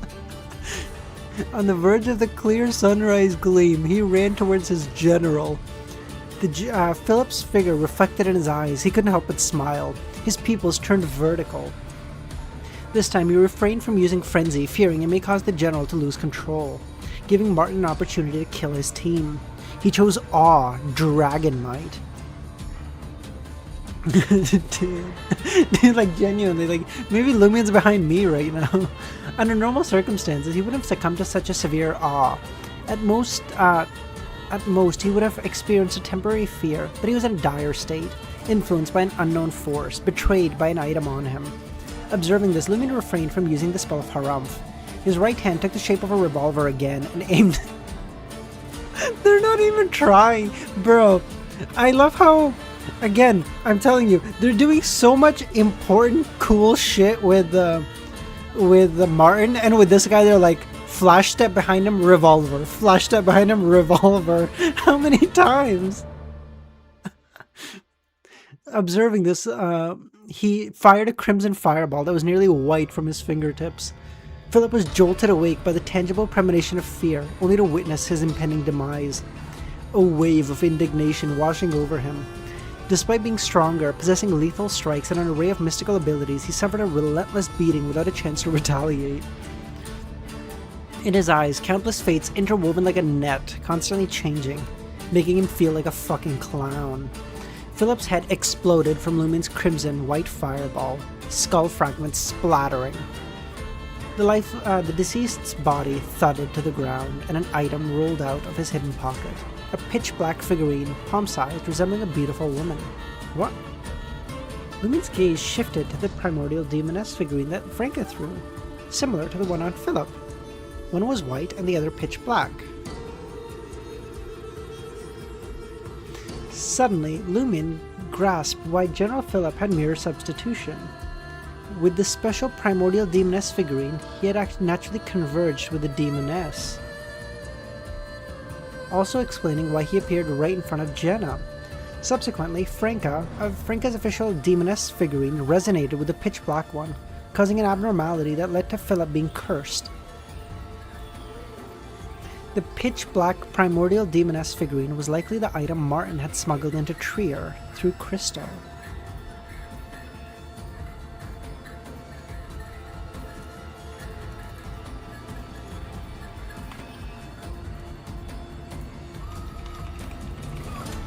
Listen, say what you want, I'm giving the win to my boy Anthony, okay? He kind of clutched up there. If it wasn't for the dragon's might, it might not have worked, okay? Honestly, I think the goddess of fate genuinely needs to kill herself now. It's over. You genuinely have to go, bro, I can't pick him. I'm dog shit at this. What the fuck? I don't know how to pick him. I think you gotta take the L here.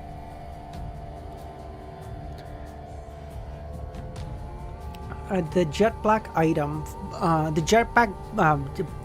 jet black bullet, ablaze with a fiery fury, slammed into Martin, who was gripped by desire. It hit him like a battering ram. A web of fractures sprawled out from the impact zone, causing Martin's advance to stagger. This abrupt jolt snapped him out of his reverie. He witnessed Philip, wreathed in black flames, encased in frost, while Lumion materialized behind him, his right hand acting as a revolver. Behind Martin's mask, his pupils dilated and a shiver ran down his spine. This awakening quelled his desires, and he dropped to one knee and drove his broadsword into the wilderness. The broadsword shattered, breaking into a myriad of fragments of light that swept towards Franca, Lumion, and the others. Amidst a resounding crack, Franca, shifting positions. It's like a D1S to crack, eh? Suddenly, shifting positions remained enveloped by the hurricane of light, her body fracturing like a mirror. Lumion and Jenna met the same fate, only Anthony, lacking mirror substitution, lunged to the ground. The luminous tempest gradually dissipated before Lumion and his companions outlined themselves in the wilderness, witnessing a brilliant white spear hurtling towards the majestic city. Oh, he's flying on the spear like Anderson did. Kind of goated shit. As soon as the fiery spear materialized upon the impact on the ground, Martin, draped in the silver armor, rose once again, his focus towards the city veiled in the fog. After several consecutive attempts, Martin distanced himself from Franca and the others, running towards the dilapidated structures at the city's periphery. Lumion chose not to pursue.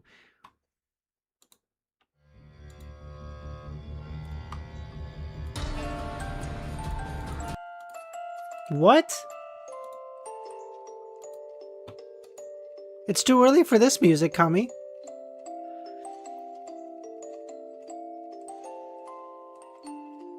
No, you can't.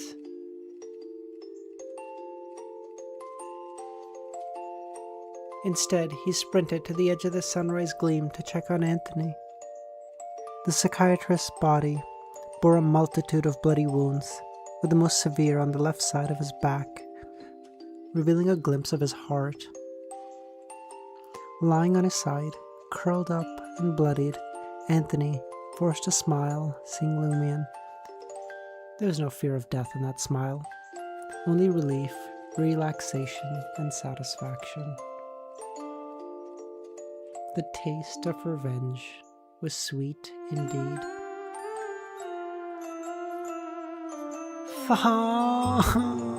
I liked him so much. Observing Anthony's no, he's gonna live, come on. Observing Anthony's lips moving as if he intended to entrust something, Lumion scoffed and said, "Do you wish to utter your final words? Do you wish us to dispatch your belongings to your home on the west Mid-Seashire coast?" Lumion retrieved a silver earring, securing it to his left earlobe. He pressed his... He has this! Yes! Oh, I knew it! I knew it! I knew it! He had the thing! He has the clown thing! Yeah! Oh, yes!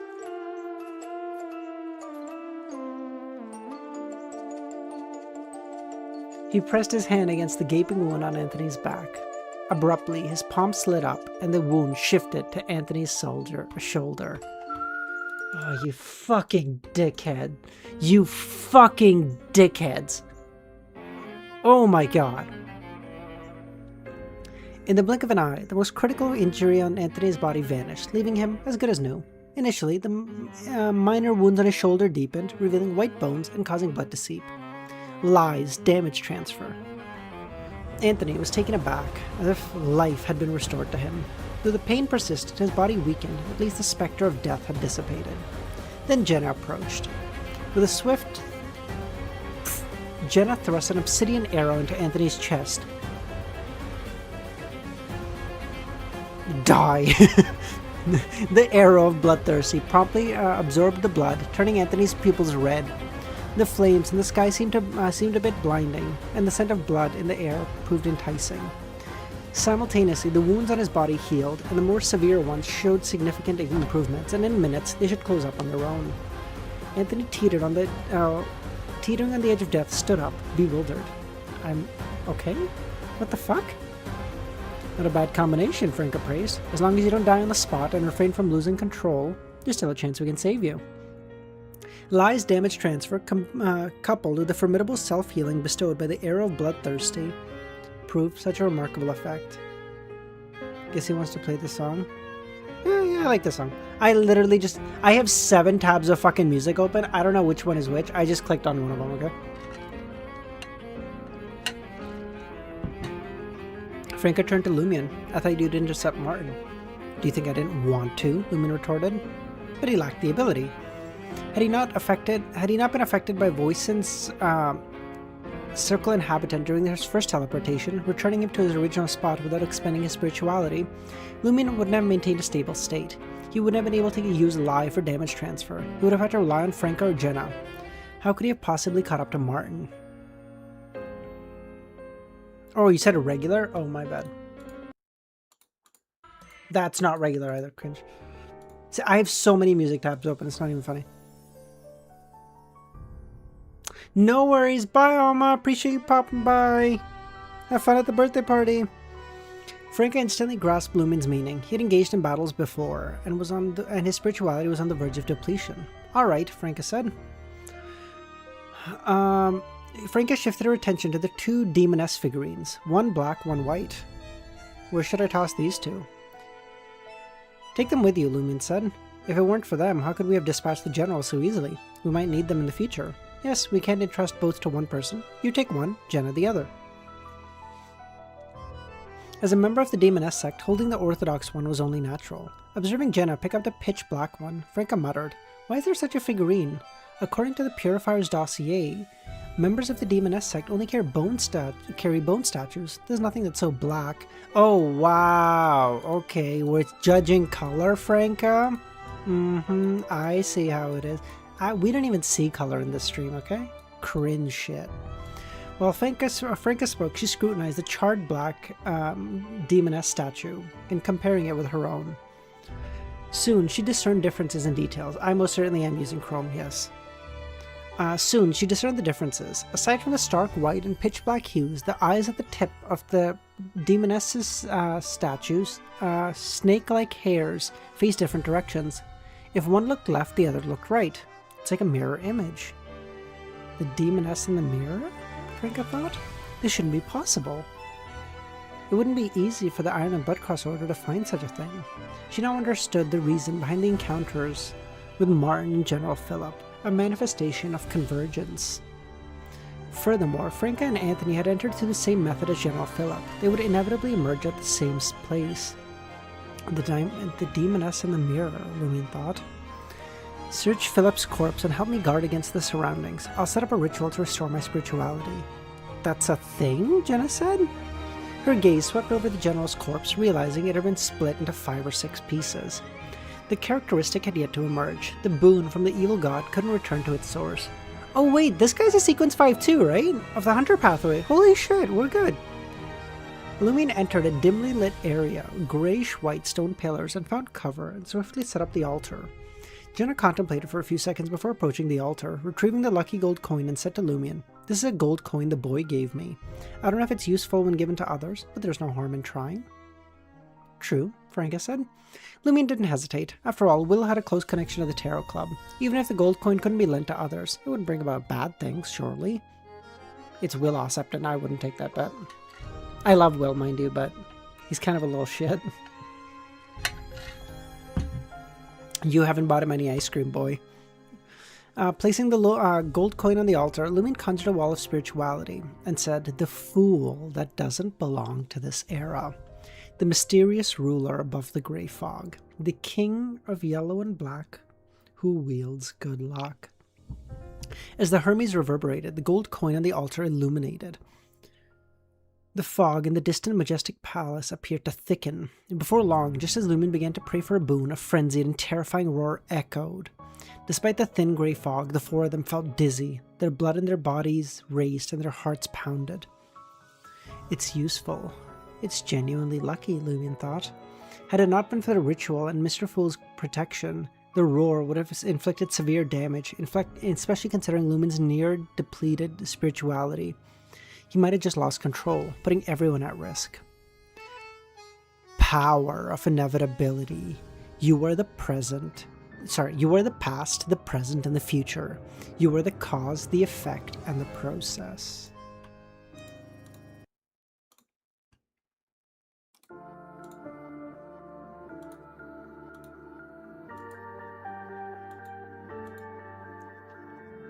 I have 4 different tabs open just of fucking Claire Obscure music.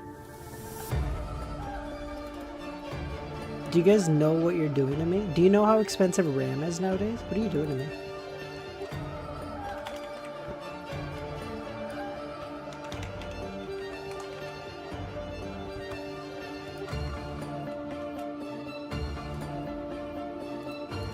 Amidst the frenzied and terrifying roars, a hurricane tore through the chaotic weather, shrouding the scene in smoke.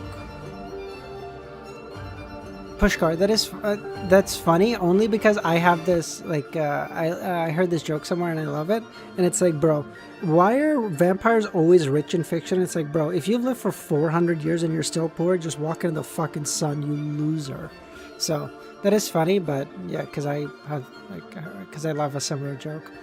Not far from the apocalypse-like hurricane, 2 figurines felt the impact of the roar simultaneously. One's head tilted back slightly as if punched, and the other's wrinkles quivered. The former was the man who originally stood behind Olsen, vice president of the Iron and Blood Cross Order, Tony Twain. The latter was aged, wearing a blue military uniform. The president of the Iron and Blood Cross Order, known as Deist, shifted his gaze to Tony. The chance to become a conqueror is before us. If I can seize it, I'll find a way to separate the Weather Warlock's characteristic and bestow it upon you. Can we really succeed? Our Weather Warlock has already joined. Even if Vermonda loses control, he's still a Sequence 1 monster. Tony's words showed no respect for Sequence 2 Weather Warlock or Sequence 1 Conqueror, despite not even being an angel yet.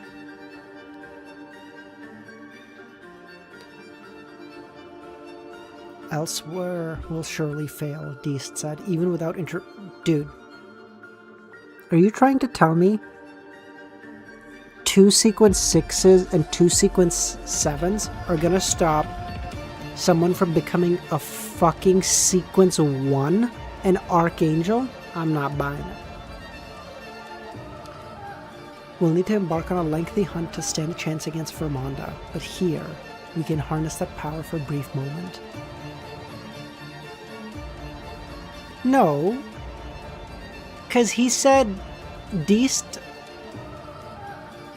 is a Sequence 2, no?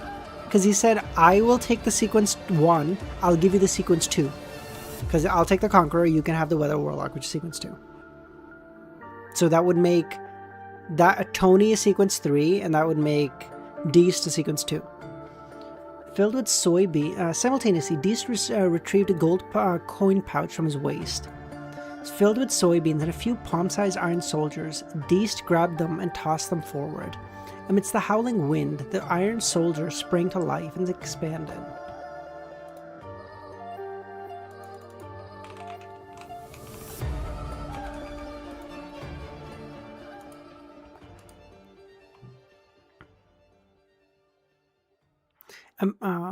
The soybeans swelled rapidly, transforming into giants.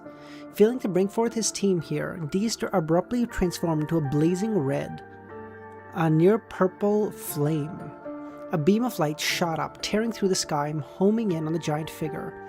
At the edge of the magnificent city, veiled in a thin fog, Martin removed his helmet. His breastplate bore cracks, revealing blood-stained clothes beneath. With one hand pressed against his head, he staggered forth, emitting crimson flames. The terrifying roar had clearly taken its toll.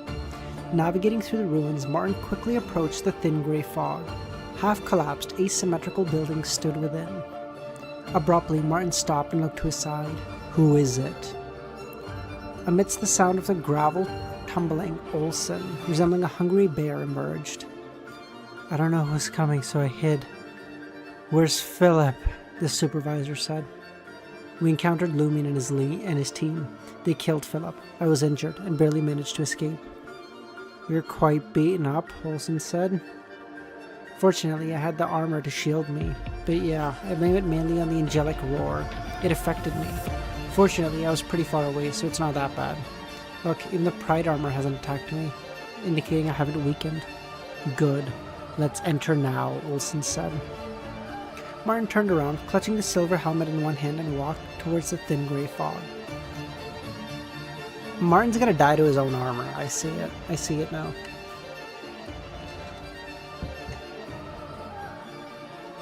Olsen carried a small brown suitcase and trailed behind the CO. The two advanced, and Olsen's face turned vicious. You've used fortunately twice. You've already taken off the helmet, Olsen muttered to himself, his eyes reflecting Martin's staggering figure. Oh, damn. Oh. His chances of getting betrayed. Oh, he's gonna get betrayed. Oh, Olsen's gonna go, I can probably take him now. Oh my god, I see it. I see it. At the edge of the wilderness, scattered with some mirror fragments, Frank and Jenna couldn't hear the chants emanating from the wall of spirituality, but observed the greyish-white stone pillars. Fist-sized candle flames flickered in silver and black, while an illusory black liquid oozed from Lumen's chest. As Lumen curled up on the ground, occasionally rolling, Frank sighed. It looks painful. That's right. And despite standing outside, Jenna felt an inexplicable fear.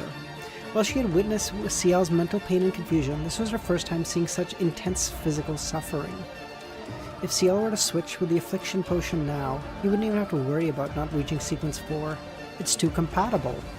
Sequence 5 of the Assassin Pathway was known as Affliction, or Demoness of Affliction.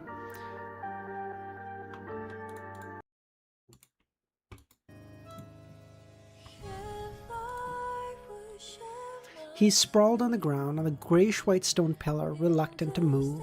While his spirituality had recovered and even increased, his body and mind were visibly exhausted, akin to the sensation one experienced after completing an exceptionally challenging task. Lumen, aware of the urgency, forced himself to his feet. He noticed that a silver-black candle had returned to normal, and the grey fog was dissipating. He had to rely on the grey fog's protection against the roar. Mr. Fool's response had a time limit, but fortunately he had to consider the interference of CW. As Lumen swiftly tidied up the altar, he scrutinized his transformation. The improvement in spirituality was evident. Lumen believed that even after using the spell of Harumph a few times, he could complete nearly 8 teleports. Ascetic had also enhanced his endurance, making him more adaptable to extreme weather. Even if he encountered frost, he wouldn't be frozen. Similarly, he found himself better at enduring emotions and desires. This extended to an ascetic's core ability, compression, used for the mind and positive effects physically as well. Yeah, I think about, right? The former involved emotions and desires, which were mostly tolerated but didn't disappear. At a critical moment, they needed to be vented or relieved. The compression ability could accumulate these emotions and desires and erupt at critical moments. The latter aspect referred to spirituality, strength, and rituals. Through compression, Lumen could compress and restore spirituality and strength beyond the average person when he had nothing to do, releasing them when needed. Allowing his spirituality to recover once and temporarily enlarge him, his strength and speed, ability to withstand a Sequence 6 Dawn Paladin for a minute or two. Furthermore, after becoming an ascetic, Lumen's previous boons had all been enhanced as well. The number of contract abilities he could withstand increased to 3, although he didn't want to maximize them. He chose to prefer using 1 or 2 suitable ones. Too many contracts brought about negative effects. Lumen swiftly stashed away the items and dispelled the wall of spirituality, and said, "Let's make our way to 4th Epoch Trier." Huh? Jenna thought. Ciel had just warned them to stay away. Do you suspect that the fog shrouding the city belongs to Mr. Fool? In entering may give us some protection. We won't have to worry about getting taken out by the lunatic's roar. Yes, it's dangerous, but there's a chance of us to defend ourselves and wait further developments, Lumen said. It is the same thing that emanates from Mr. Fool. Okay, Franca said. Jenna chose to trust her 2 comrades, and at that moment, Anthony had finished clearing the battlefield and approached with the spoils. Everyone is like so busy with like, oh my god, like Lumen is like screaming out in terror and like ripping his own skin off. He's like praying to an evil god. And Anthony's like, la-di-da-di-da, look what I got, boys. Oh, I am curious what's in the suitcase though.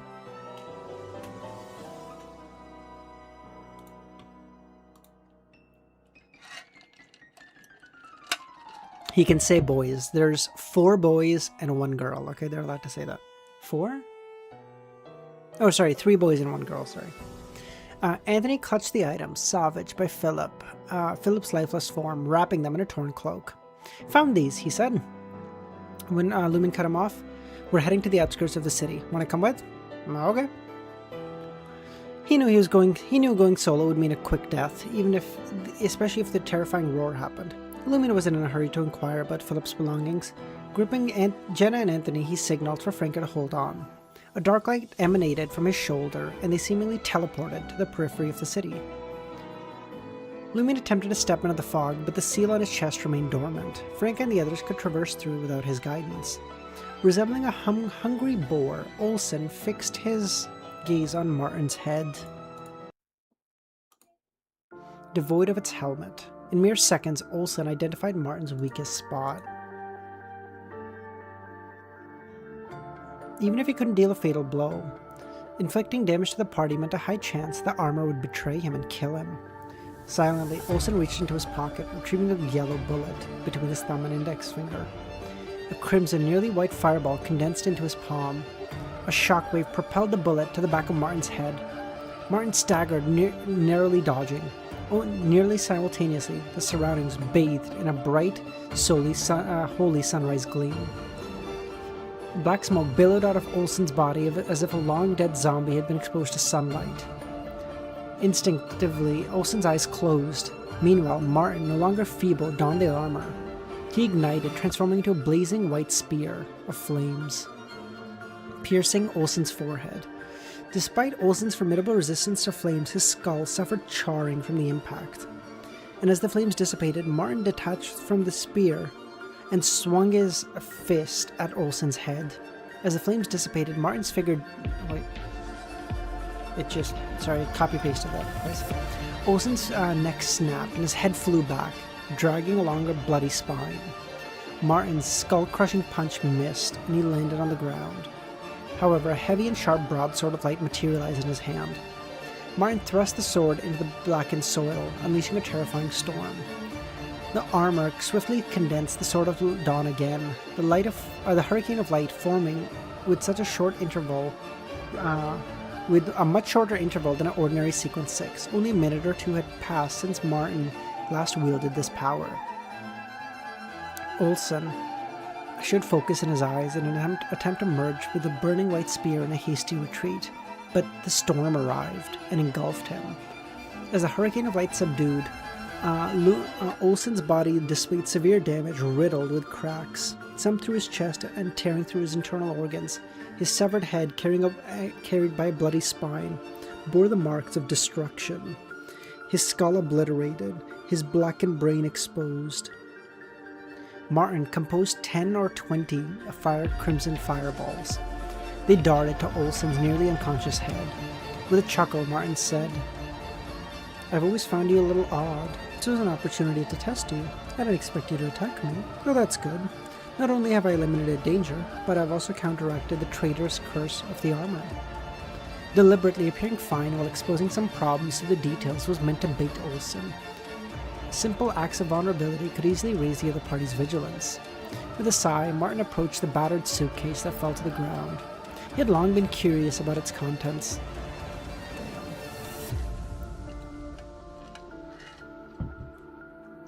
Now he could finally open it. Martin unlatched the suitcase and opened it. In it was a head. It was Martin. It was Martin's own head. What the fuck? Eh? Eh? Eh?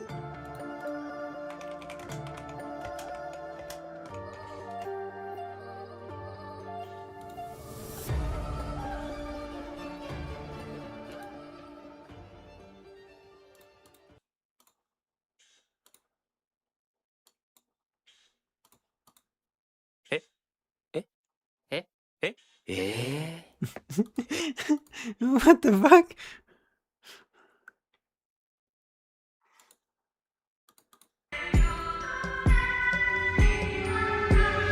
Once Lumen and his companions traversed the outermost grey fog, The transition from early morning to evening seemed to unfold before them. Darkness... Oh, sorry, wait, the music's loud as fuck, is that? I know it is. Sorry, boys. Okay, there we go. Darkness enveloped their vision, concealing the black, asymmetrical buildings and houses. As they advanced, the looming, half-collapsed palace drew nearer. The city bore the brunt of the colossal damage. Details eluded Lumine's scrutiny. The lack of the significant light and considerable distance obscured the exact nature of the scene. Houses obstructing their view, and the excessive tall palace and surrounding structures, despite their partial collapse. Let's find a hiding spot, Franca said. They had no intention of delving deep into the fourth epoch trio. This quartet found themselves on a narrow street, where the houses on both sides were so close that the occupants could nearly almost shake their hands. Wait! We didn't even see if Anthony got the characteristic. Please tell me he got the guy's characteristic. That's all we need for Lumine. Everything else, fucking whatever. Keep it. I don't care. That's all we need. The structure is resembling a victim of a dude, I need to... One day I will buy a stream deck. And I'm going to use it just for these, okay? I'm going to use it just for, like, sound effects and shit. And I guess being able to switch scenes, that'll be handy too.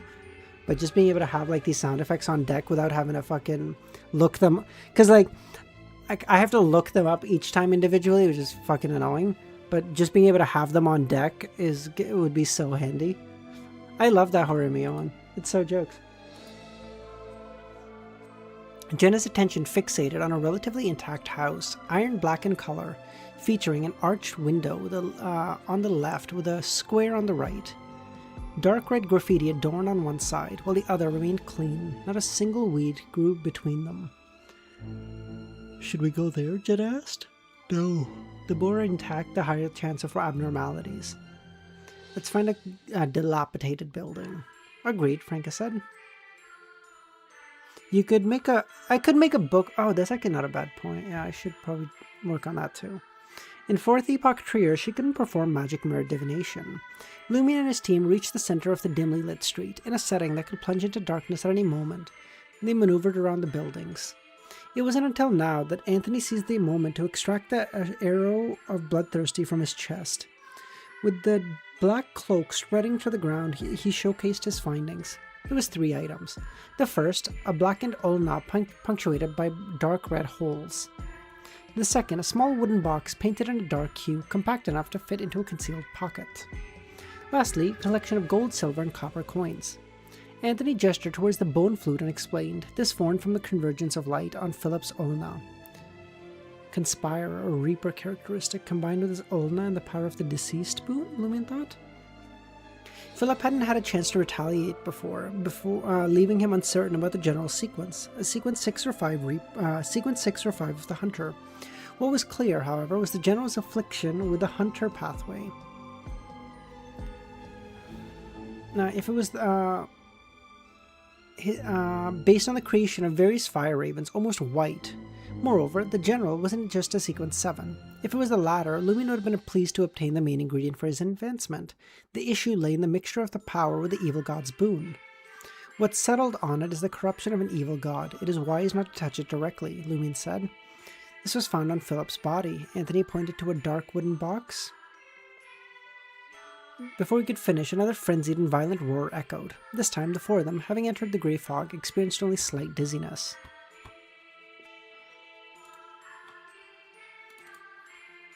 Okay. I think we're making good timing. What time did we start today? We started about 2 hours ago. What chapter did we start on? Sorry, dumb question. Is Martin's head going to start chasing his body now?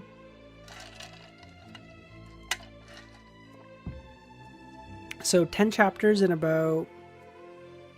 Okay, so we're averaging about 10 chapters, a chapter about 10 minutes, right? That's not bad. Franca shook off the dizziness induced by the roar and sighed. As expected, the grey fog helps. Praise the fool, Lumino expressed his faith, but the hidden dangers here might be more terrifying than before. Hidden dangers are preferable to the ones already surfaced. Let's avoid triggering them. If nothing else happens, we'll stay in this corner and wait for help. How are you getting 14 minutes a chapter, you bum? 73, 74, 75, 76, 7, 8, 9, 0, 1. Okay, 1, right? 9. 9 chapters, and we got, what? We got 141 minutes?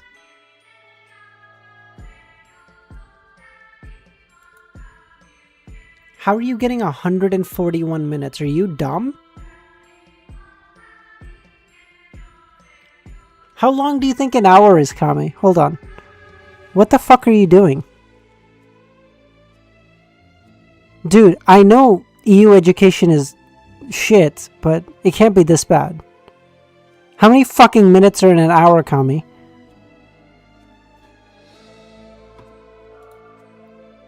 Retard. Let's avoid triggering them.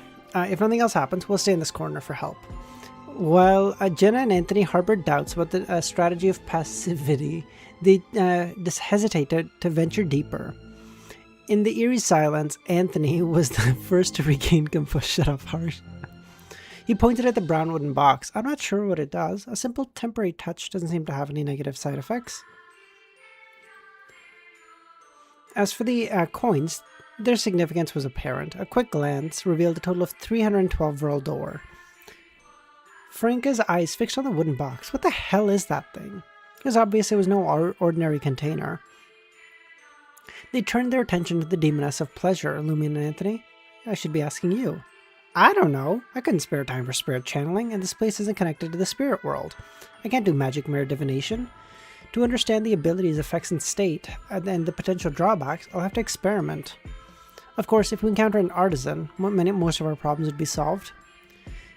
Just like the black primordial demoness figurine, it undoubtedly has other functions. For instance, it allows the holder to create mirror substitution. As for mine, apart from providing anti-divination and early warning effects, it can also be used as a supplicant during rituals. They're both figurines, only difference is color. Why is there such a disparity? Franca avoided mentioning why she didn't employ various methods to gather info about the demoness figurine. As a heavy silence settled, Franca sighed inwardly. The black figurine is problematic, and its origins are intriguing. It explains why the demoness sect wants me to investigate Martin. If I hand it over, they will reward me with the affliction potion and pledge assistance for my ritual. Or will they kill me?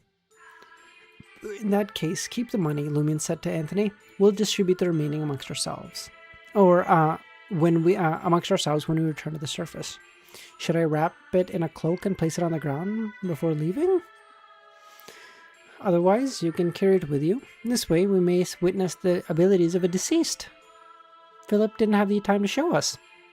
Of course, judging from his condition, the holder of the item will most likely be the recipient of those abilities in the form of a curse. Anthony, unfazed by the mockery, wrapped up the wooden box once again. If we encounter an enemy we find challenging, we can consider throwing these items at him. It may have a miraculous effect. The General will be pleased to know that he could help us even in death, Lumion said. Despite this tense atmosphere, Lumion's constant mockery brought a slight amusement to everyone. Damn it, the General's already dead. There's no need to harp on about him. Before Lumion could respond to Jenna, screams pierced the air. The cries emanated from the same location. Soon after, two figures rushed into the narrow street. Franca, alongside Lumion, peered out the shadows. Two figures, a man and a woman, were decapitated, their necks mangled. The two of them were chasing a head, displaying pure fear and dragging bloody tail-like spines. One head belonged to a man with puffed-up cheeks resembling a squirrel. The other belonged to a beautiful woman with black hair and brown eyes. Suddenly, the two heads and bodies about to climb over a collapsed building and exit the narrow street froze. The heads shook in confusion, attempting to dispel discomfort. In mere seconds, the two heads plummeted into the black house, their bodies crashing through the roofs. A heavy silence fell upon everyone. See, this is what happens when you venture into here, Lumion scoffed. Do you suspect they're residents of the hostel? Jen asked. Or Where else could you find such fresh heads in ancient ruins that's been buried for 2 millennia?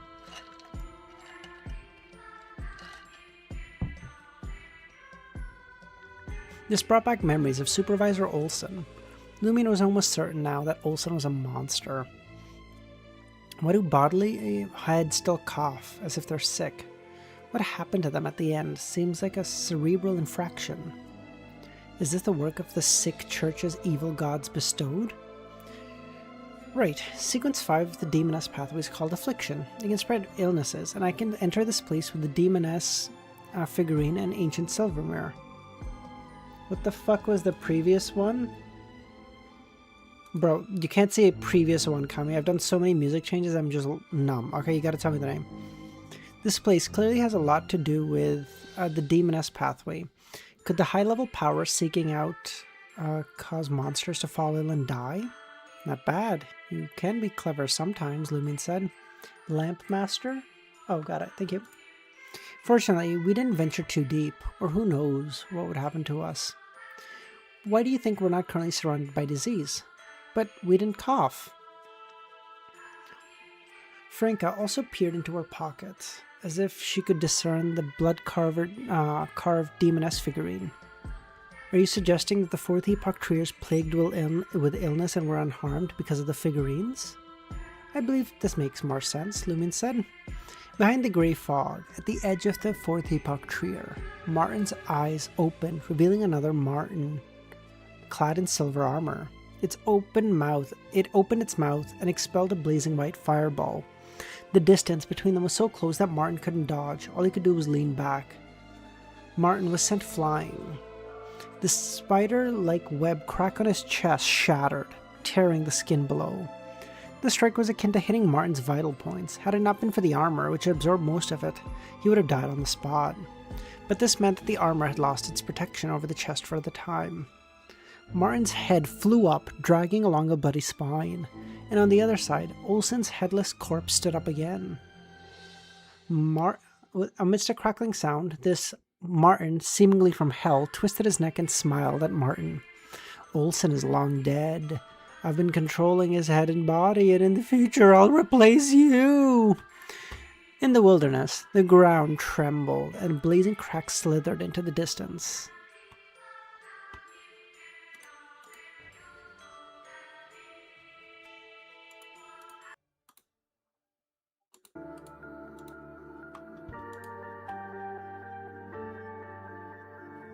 The figures of Magician and Justice have appeared.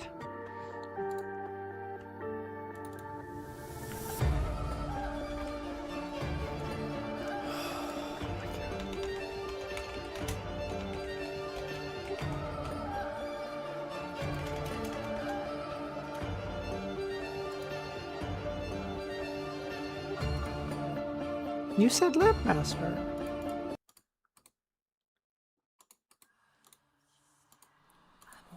Oh, Lamp Master was Gardener. I see. Dressed in a white shirt and a knot, Magician fixed her gaze upon the menacing hurricane. Vermont dies the sequence 1. No wonder he could influence generations of the family. It's no wonder the family declined. Justice asked, I wonder how the former leader of the secret order, Zaratul and Roselle, played a role in him losing control and entering Fourth Epoch Trier. The Sauron branch, wielding Grade 0 artifacts, obstinately believes that they harmed Vermanda, causing him to lose control. Based on the information Lumion gathered and my research, the issue deep within the Red Swan Castle's maze doesn't seem like something Zaratul or Roselle could create. Only a weather warlock and a conqueror can resonate abnormally with the Fourth Epoch Trier day after day. Zaratul and Roselle likely exploited the problems in the castle, and Vermanda already had. While she spoke, the Major Arcana shifted her gaze away from the hurricane and focused on Trier. The starlight in her eyes remained as if she sought to pinpoint her next target. Justice nodded in agreement. If it were me, I wouldn't venture deep into Trier after becoming an angel to minimize the abnormal influence. Sauron disregarded the hidden dangers and stayed in the castle, He must have had a strong desire for something in here. Didn't the family construct the White Maple Palace outside Trier? Previously, they lived there and never returned to Trier. This is also true, Kami. Zaratul likely played a significant role in Vermonda's situation. As you know, he's an archangel. Is? Bitch, you mean he was? That bitch ain't shit. Without his assistance, it wouldn't have been easy for Vermonda, even as a conqueror, to create a leak in the seal. He entered Trier after losing control. Back then, the seal wasn't as potent as they were a few years ago. Just as said, what I'm more curious about is who designed the hostile ritual. The mysticism, similarities, and loopholes resembles that of a seer, apprentice, or marauder. Or perhaps they have long had interactions with these high-level beyonders. Do we know if he died? I guess not really, but... yeah, I guess he could just be like walking around as a sequence 2 or 3 or something. Perhaps the corresponding pathway of the deceased excelled in this as well. Perhaps it's secretly influenced by the CW, or perhaps that client said he probably revived. Did he? Oh. Or perhaps that entity wants to use a temporary opening of the seal to do something. As you know, the Iron and Blood Cross Order used to believe in him. It's too easy for him to mislead us. Starlight flickered in the magician's eyes, and she found it challenging to observe. The level of the catacomb seal corresponds to this as well, the magician said. He said he was missing a sequence 2 characteristic? Ah. When he one-shot him, I love how Kami has to say that. At the heart lies the Samara in Women's Spring, where Alista Tudor died. The raised Imperial Palace and its surroundings harbor diverse dangers. The lingering...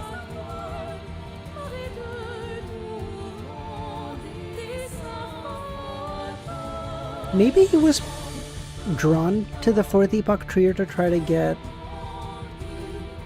Alista Tudor? Every time I bring up something of this sort, I feel like I should adopt a more vulgar vocabulary. Only then can I capture my sentiments about Alista Tudor. Hence, you won't unearth anything significant. Only upon approaching will you discern that Mr. Fool's grey fog has grown denser, thicker, and more palpable.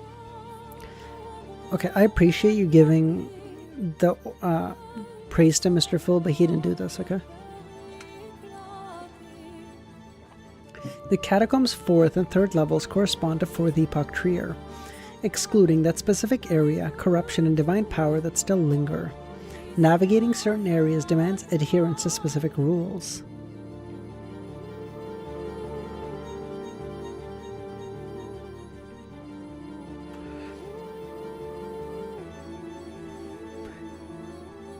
The 2 levels above the catacombs correlate to the wilderness beyond the Grey Fog. Humans can traverse them to an extent, but with the Vermonda lingering, the danger rivals that of 4th Epoch Trier. As Magician finished, a frenzied roar echoed. A formless flame that illuminated the surroundings and shrouded the sky. Within the vortex, shapeless, translucent flames descended from above. Amidst this, the ground quaked even more, and Magician remained unperturbed and said, "Let's enter." Both of them avoided mentioning Vermonda, an archangel who had lost control. They had no intention of joining the battle or seizing the characteristic. What? Bums. I'm just kidding. Fuck up. For them, the Tarot Club's primary goal in this was to prevent the evil gods bestowed from approaching the innermost seal, ensuring they couldn't leak the danger within. Furthermore, they sought the lost minor arcana card holders to guide them out. As for the Conqueror's character, see, this is what I love about the Tarot Club. Everyone else would have gone, what, we lost some mid-sequencers? You want me, an angel, to go look for them?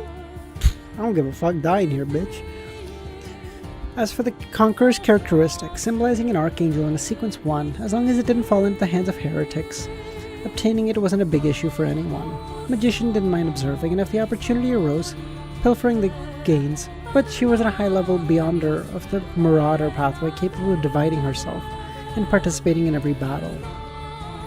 Despite achieving a similar effect by moving back and forth, she had to respect Mr. Fool's grey fog and the core seal of the fourth epoch Trier.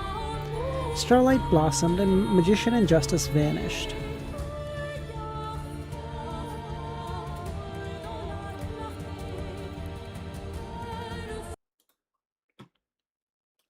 Kami, what are you doing to me? I have 1, 2, 3, 4, 5, 6, 7, 8 tabs of music here, and then I have another 2. I have 10 tabs of music open. What are you doing to me? Do you think a RAM is free?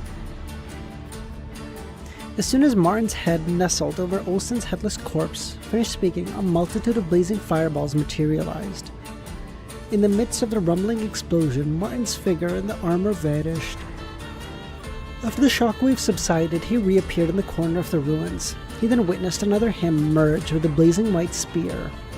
Martin's pupils constricted. He was about to give him chase when a violent, furious roar echoed. His entire body froze. Blood vessels beneath the visor on his face appeared, flowing dark red. Instinctively, Martin turned and prepared to sprint. The space between his eyebrows twitched, and a dot appeared. Martin finally regained control. He gazed in the direction of the other him that had fled and muttered, "Were those harsh words and attacks meant to make it easier for me to escape?" As expected. Do you realize that failing to assassinate me means staying here? Means I'll kill you?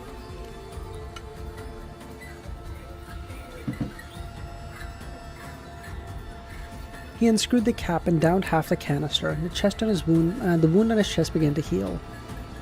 A healing agent concocted by Madame of the Night Stalkers. Philip, who had united numerous evil god cults, had no shortage of similar items. After stowing away the remaining half canister of the agent, Martin ventured deeper into the thin fog.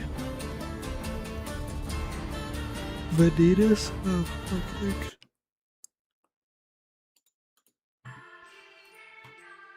That's right. This is a true relic from a divine war, and it's even more dangerous, Franca hissed. Entirely possible the entire city is riddled with these ailments. She suspected the closer they got to where at least a Tudor died, the more peculiar and horrifying the ailments would become. Some seemed to have sprouted from the decaying corpses of deities, ignoring low-sequence beyonders. Franca paused and said to Jenna, "Why don't you give the figurine to Anthony? It may be dangerous for you to hold it. You can use that item to create magic mirror substitution." Franca couldn't shake the feeling that it wasn't a wise decision for a demoness like Jenna to hold the figurine. "It's better if Jenna holds it. She has the lucky gold coin," Lumin said. "That's true." And they suddenly heard a chime not far away, resembling the bell of a bicycle, yet much clearer. Amon? That one time he was riding a bicycle in Trier?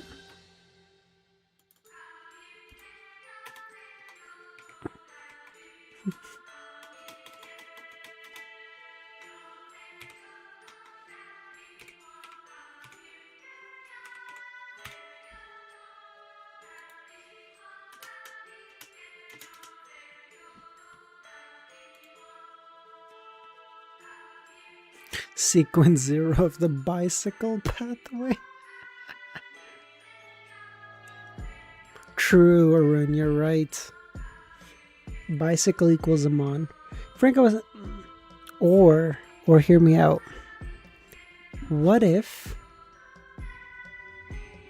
it's Klein? He created the bicycle in this world. Wouldn't it make sense for his holy vessel to be a bicycle? Above the sequence, coming in a fucking bicycle.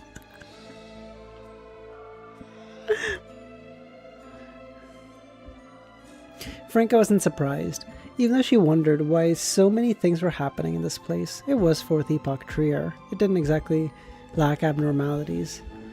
Lumin and the others cautiously emerged from their concealment. The location wasn't distant, yet the fog in that direction seemed unusually dense. With the fog's depths, a contraption reminiscent of a steam locomotive glided by without a fuss, sporting 2 carriages. The train ventured into a zone with even thicker fog, vanishing. Although Frank and her companions couldn't discern the details, an inexplicable dread seized them. Before they contemplated the ramifications of the fog's metamorphosis and the arrival of these objects, their surroundings plunged into a profound darkness. A fog had cloaked the area. Lumion, sensing the disturbance, yearned to evade it, but the fog obstructed any attempt to teleport. Beyond the fog, the wilderness they came from eluded his senses. The fog permeated his skin. Almost simultaneously, the narrow street came alive with the flickering of candles and oil lamps. Laughter, cries, and voices erupted. Fourth Epoch Trier burst into life. Anthony surveyed the diverse houses and narrow street, catching sights. Candlesticks dangling from above, casting light upon the figures in the windows. The figure donned a black bonnet, with one side sunken and the other protruding. Dark clothes adorned him with buttons haphazardly fastened. "Noisette, how's it going?" And a smooth wound diagonally sliced his arm, evidently caused by a sharp broadsword, and in that moment the man's diagonally cleaved body resembled a child's stacked building, not assembled properly. He remained nonchalantly nibbling at the meat pie, chewing morsels falling from the wound, yet he remained oblivious. Additional figures emerged, some like melted candles that had solidified, their flesh viscous and indistinct. Others had pale white flesh, with white feathers sprouting, oozing yellow pus. Death pathway, okay. Some had tiny holes in their bodies with insects flying in and out. Some were reduced to skeletons with a mismatched human skin mask. Some degenerated into shadows. On the narrow street, on a yellow, blue, red sphere about half of the height of a normal human, rolled forward an inverted clown. Dude, I feel like Klein's first appearance should be like dressed as a clown on a bicycle. How much more fitting can the fool truly be? The clown's ears were unlike those of a human, dog-like and slightly pointed. These are the long-dead citizens of Fourth Epoch Trier? They all observed the blood-stained faces. Very similar to the mirror people, Franca muttered. Could the Grey Fog's transformation have teleported us to Fourth Epoch Trier in the mirror? Before she could finish, Lumen and Anthony's gaze turned to Franca and Jenna. Could it be that the problem is with those two things again? Did they cause us to be devoured by the mirror's Fourth Epoch Trier? No. I believe it's a universal abnormality.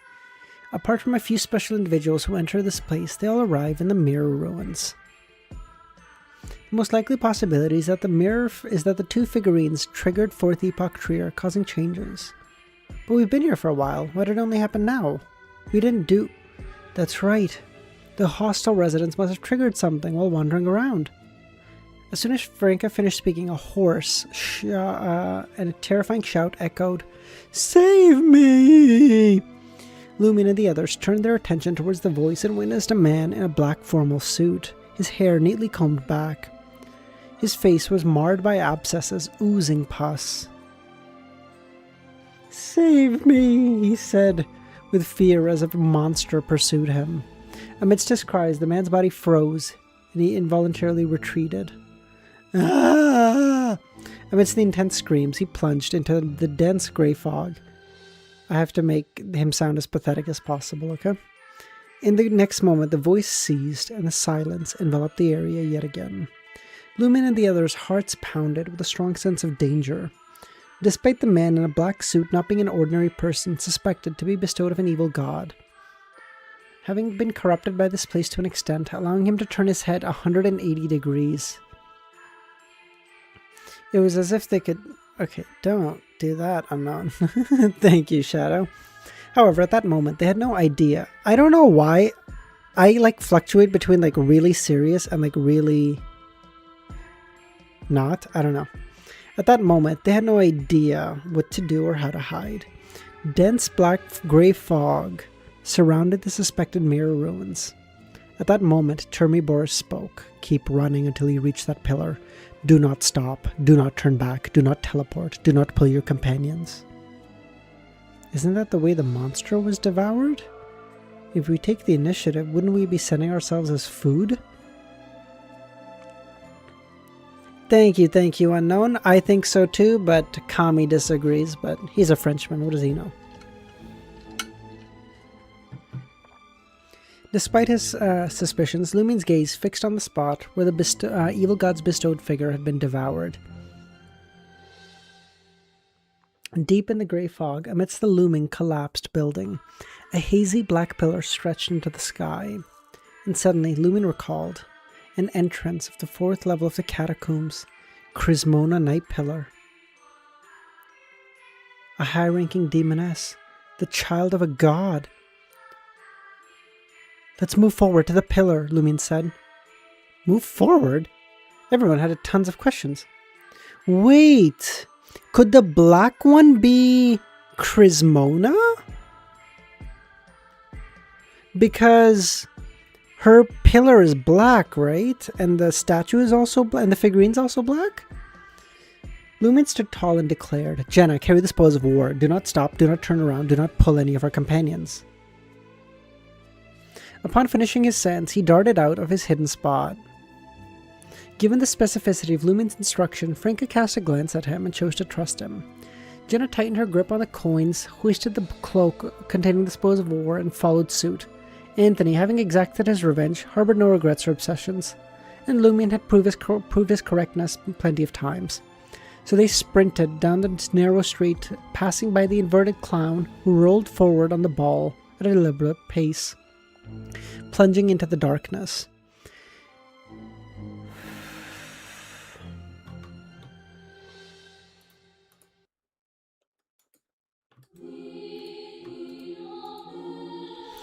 In a corner, 4th epoch treer, in front of an iron black house adorned with red patterns. Within a dark open carriage in the wilderness, Lady Moon spoke to Madame Polly. What's wrong? I can hear my child crying again, Madame Polly said. That's unavoidable. Rest here and catch up when you're recovered. Are you sure you can handle it alone? Madame Polly asked. My child left me a gift. Do not worry. She didn't consider Madame Knight to be of much help. Madame Knight could enter because she needed to stay at the Sacred Heart Cloister to draw attention. All right, Madame Polly said regretfully. After Lady Moon's carriage and the wilderness departed, Madame Knight's expression changed. Lady Moon's carriage, pulled by 2 demon-like creatures, advanced for a while before the fog thickened. Her eyes narrowed as a blood-stained umbilical cord materialized.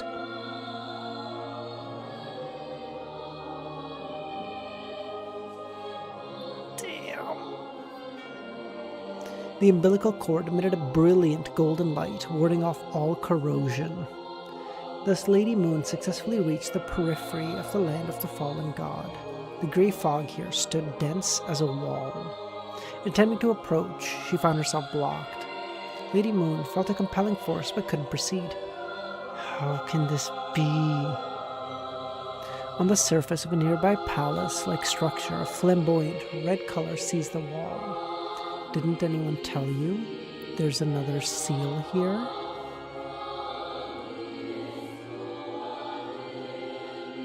What? Oh, you brought a gift from EBS and you thought that was gonna help against my lord, my goat, Mr. Fool? Who the fuck are you? Damn, bitch. You ain't her. That loser ain't him.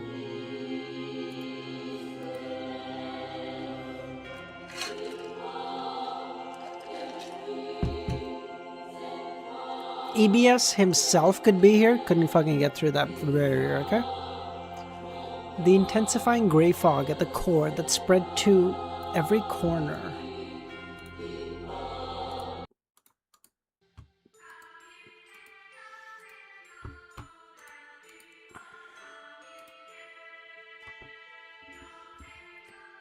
didn't faze Martin, wrapped in a sleek silver-white armor. Instead of alarm, delight surged within him. Since the invasion of the power from the building on 13th Avenue de Marche and being able to hear the great voice, such scenes had frequented his dreams. Without hesitation, Martin sprinted to the heart of 4th Epoch Trier. Through a street so narrow that the residents on both houses could almost reach and shake hands, Lumion and his companions sprinted. After only a dozen steps, Lumion sensed an intangible force emanating from the pitch-black grey fog, like countless arms. Lumion's scalp tingled, even with his clothes providing cover, goosebumps erupted. Don't stop, don't turn around, don't teleport, don't pull your companions, he remembered. While this didn't explicably mention resisting, defending, or attacking, Lumion felt it wise to observe. Repressing the urge to incinerate, he compelled himself to move forward. Jenna by his side and Franca and Anthony following behind closely monitored Lumion. Observing Lumion refraining from controlling the entities, they braced themselves. In the midst of this, Franca found the formless object somewhat familiar. Recalling the suspicion that this place was the mirror 4th Epoch Trier linked to a demoness pathway, Franca had an answer. Striking resemblance to a demoness of pleasure spider silk, left behind by a high-ranking demoness? Franca imagined the scene, a colossal, pitch-black, half-human spider nestled silently in the depths of the fog, extending spider silk. After covering more than 10 steps, Lumion was surprised to notice the formless entity slowly retracting. No longer actively caressed him, but giving their dense presence, occasional brushes or touches, were inevitable. This change appeared to be a response to his proactive approach. These entities seemed to single out those attempting to escape. Upon breaking free from the street and delving into the fog, Lumion felt his hair stand on end. His intuition warned of immense danger ahead. A threat capable of obliterating them all. Everyone involuntarily slowed down. The horror felt palpable. Lumion clenched his teeth and pressed on.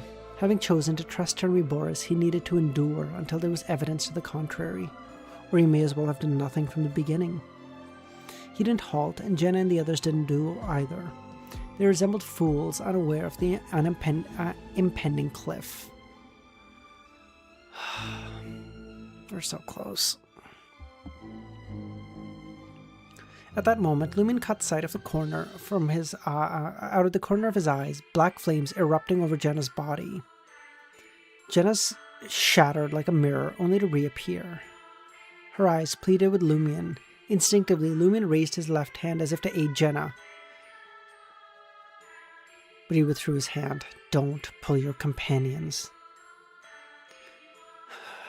Despair, surprise, and resentment filled Jenna's eyes. She coughed and came to a standstill, swiftly ensnared by the entities, dragged into the depths.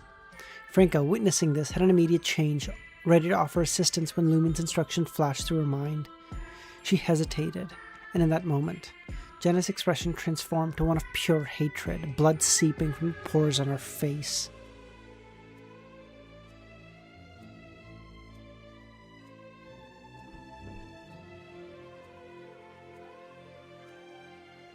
Ah, fuck, our guests are here, boys. I gotta fucking speed this along. We're so cooked. This Jenna seemed more like a mirror person. Amidst the shrill screams, Jenna vanished into the depths. Almost simultaneously, Lumion caught Jenna in his peripheral vision, sprinting beside him. As expected, Lumion roughly comprehended why Termiboris had cautioned against the pulling companions.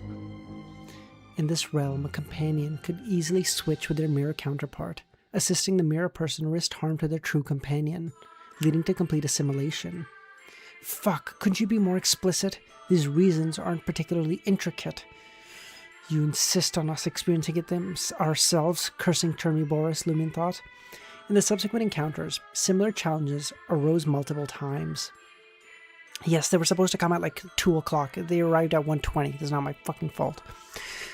Lumion and the others focused on their path, ran straight, using the early black pillar as a guide. Finally, the black pillar loomed. Simultaneously, Lumion and Anthony and the rest were astonished to find the danger imminent. No, it hadn't disappeared. It was now behind Lumion and the others. Running towards danger results in moving far away. Just like the pale black stone area in the wilderness, the direction here seemed twisted and chaotic. Had he not found a resolute example, Franca and Jenna might have turned around. Yet they all pressed forth. After covering a dozen meters, a quartet reached the square where the black pillar stood. The ground was paved with pale black stones. Compared to the black pillars, these surviving grayish-white stone pillars were inconspicuous as ants. The colossal black pillar surpassed even the Crismona night pillar Lumen had witnessed, stretching into the sky. The scene brought Lumen's mind the pale black stone bricks in the wilderness. Had the night pillar in the wilderness collapsed and been destroyed? Did that event lead to the old bones crawling out, causing the corruption on Building 13 on Avenue de Marche? Franca and Jenna surveyed the square ahead, observing that the area surrounding the black pillar had sunk into the ground. Though there was no warnings of danger, Lumen and the others sensed that it might be even more dangerous than the entity had previously encountered. Next to the black pillar stood a 1.78 meter tall snowman.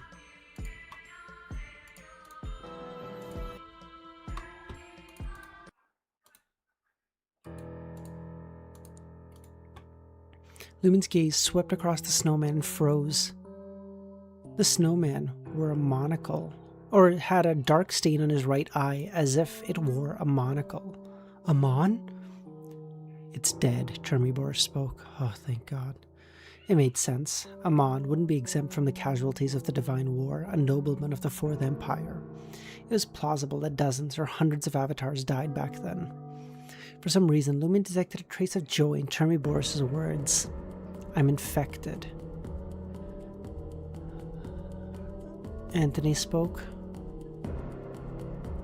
feeling his spirit body weakening. Ailment? The true form of the night pillar? Franca's heart skipped a beat and said, "Take that figurine out," to Jenna.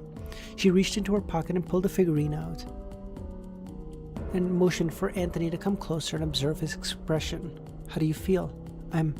It's better now. I knew it. How can Jenna and I be fine, but you're not? Looks like I have to maintain a certain distance from the figurines. Just as they finished speaking, fire ravens soared out from the black pillar. Again? God damn. It was Martin, adorned in a black formal suit. His gaze fixed on the figurine in Jenna's hands.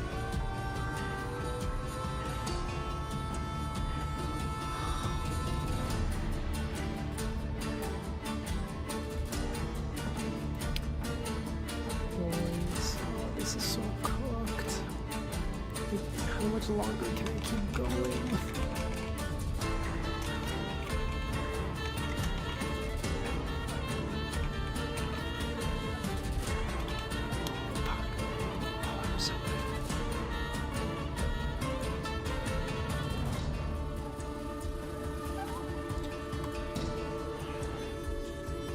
No, it's fine. Okay, y'all, I'm about to go fucking turbo, okay? As the fire ravens erupted from behind the pillar, Lumen's reflexes kicked in. While Franca engrossed in deciphering the cause of Anthony's ailment, Lumen engaged in the discussion. Yet beneath the facade, he, a hunter, remained a vigilant stance. In this dangerous setting, he couldn't afford to rely on focus solely on conversation. Lumen thrust his palm towards the fire ravens incoming. In a swift motion, a colossal crimson fireball materialized. However, before it could reach its target, the unstable structure caused it to detonate. Amidst the explosive chaos, a shockwave engulfed all the fire ravens. Confronting the fiery wave head-on, the ravens staggered, losing stability. The ravens circled from the side, but also affected by the explosive waves deviating from their intended trajectories. Hunters, particularly higher sequences like pyromaniacs or conspirers, proved unparalleled in defending. Thanks to the interference, Franca and Jenna, both assassins, along with Anthony, effortlessly dodged the tracking-capable ravens. In the blink of an eye, Franca vanished, and Jenna swiftly moved towards the nearest grayish-white pillar. Anthony, seemingly back from the fray, rolled and sprinted, encircling another relatively intact grayish-white pillar. Lumen maintained his position, his hands poised to push forward. Looking at Martin, unusually tall and face marked with bloodstains, Lumen taunted, "Your way of saying a greeting? Sending your fire ravens?" What's with the change of appearance? What's with missing the armor? Are you the mirror, Martin? Sooner or later, I'll become the real one, Martin said. So you are a counterfeit, Lumen said. His aim was to provoke and incite the other party. True, unraveling the motives of the mirror people. Surely their motive wasn't merely to replace the genuine. It had to be one of objective. Martin scanned Lumen's surroundings, as if seeking the invisible Jenna and Franca. Bye, Luvion. In response to Lumen's mockery, he sneered, "Counterfeit. We might be the only ones to secure victory and survive. Look at the fourth epoch trio, destroyed, yet it persists within the mirror." You call that living? Lumen thought. Counterfeits. Countless members of the Iron and Blood Cross Order you usually encounter are already on our side. They've emerged from the mirror, spawned from the unexpected seal incident decades ago. Or how would Martin, Tony, and Deese have known about Vermonda's underground entrance seal? How would they have recognized it as a Sequence 1 characteristic? So this does involve the plan of few mirror people. How many factions are fucking involved in this? While Martin's words shed light on the murky situation, many details seemed absurd. There's too many factions. What is happening? Ever wonder how the Iron and Blood Cross Order discovered the black figurine? How did they realize they could exploit the uniqueness of this mirror world to bypass the seal? Don't you dare keep carrying the figure. It holds no practical value for you. Why not hand it over? And I'll let you leave this world. Don't worry, you're not Martin. I can't replace you. I have no malice to you. So what about the Fire Ravens earlier? Lumen laughed and said, essentially that figurine holds great value. What do you plan to do? Why do you think I would tell you? Whom do you serve? That is all the answers you will get, Martin said. Observing Martin's sudden shift, Lumen had a profound realization. These people couldn't maintain normalcy most of the time, but when certain matters arose, they couldn't suppress their monstrous side. Martin seemed poised to attack Lumen. Franca, lacking an assassin suit, revealed a hidden blade from her waist, enveloped in black flames, and thrust it into Martin's back. He reappeared on the side of the black pillar and said, "You're stalling for time and completing preparations? Me too." As he finished speaking, a man emerged from the debris of a crumbled grayish-white pillar outside the area, dripping with magma. His face wore bloodstains too. Witnessing this, Franca thought, "It's over." The man uncannily resembled Franca. It was her past self, her identity as a man. It's over. Social death, Franca thought. Adorned in a white shirt and black vest, her pure black hair cascading over her shoulders. Despite her deep and delicate features, her eyes betrayed a sense of mockery. Uh-oh, this is eerily similar to CL. The mirror version of him as a woman, Franca thought. Behind different pillars, two more figures emerged. One reminiscent of Franca and the other reminiscent of Anthony.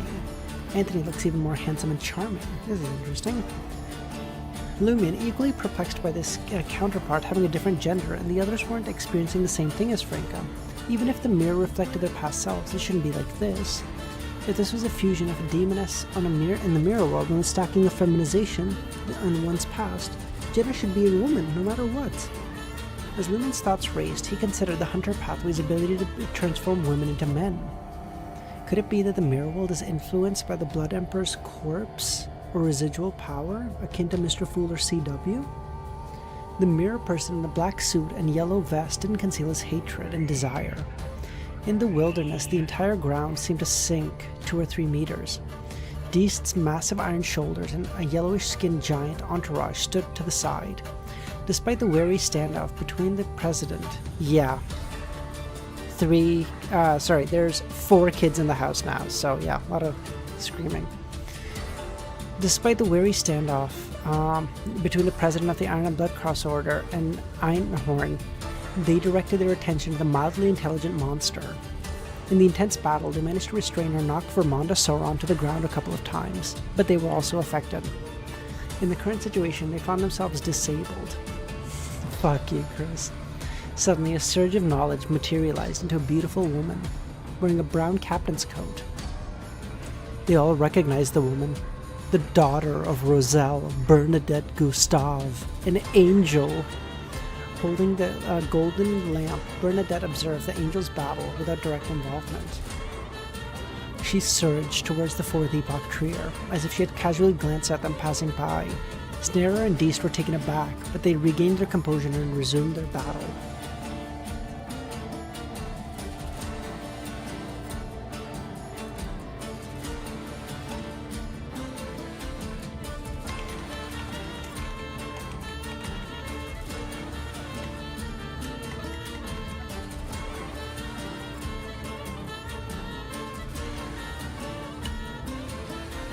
Fourth epoch trio, shrouded in a dense grey fog, Voisin yielded to the whims of destiny, treading through the chaotic streets. Abruptly, stone slabs beneath his feet shattered, and a hand shot up, seizing his ankle. At the same time, a knight in jet black armor charged on horseback. Oh, for fuck. Let me go lock my room before they come in. Hold on.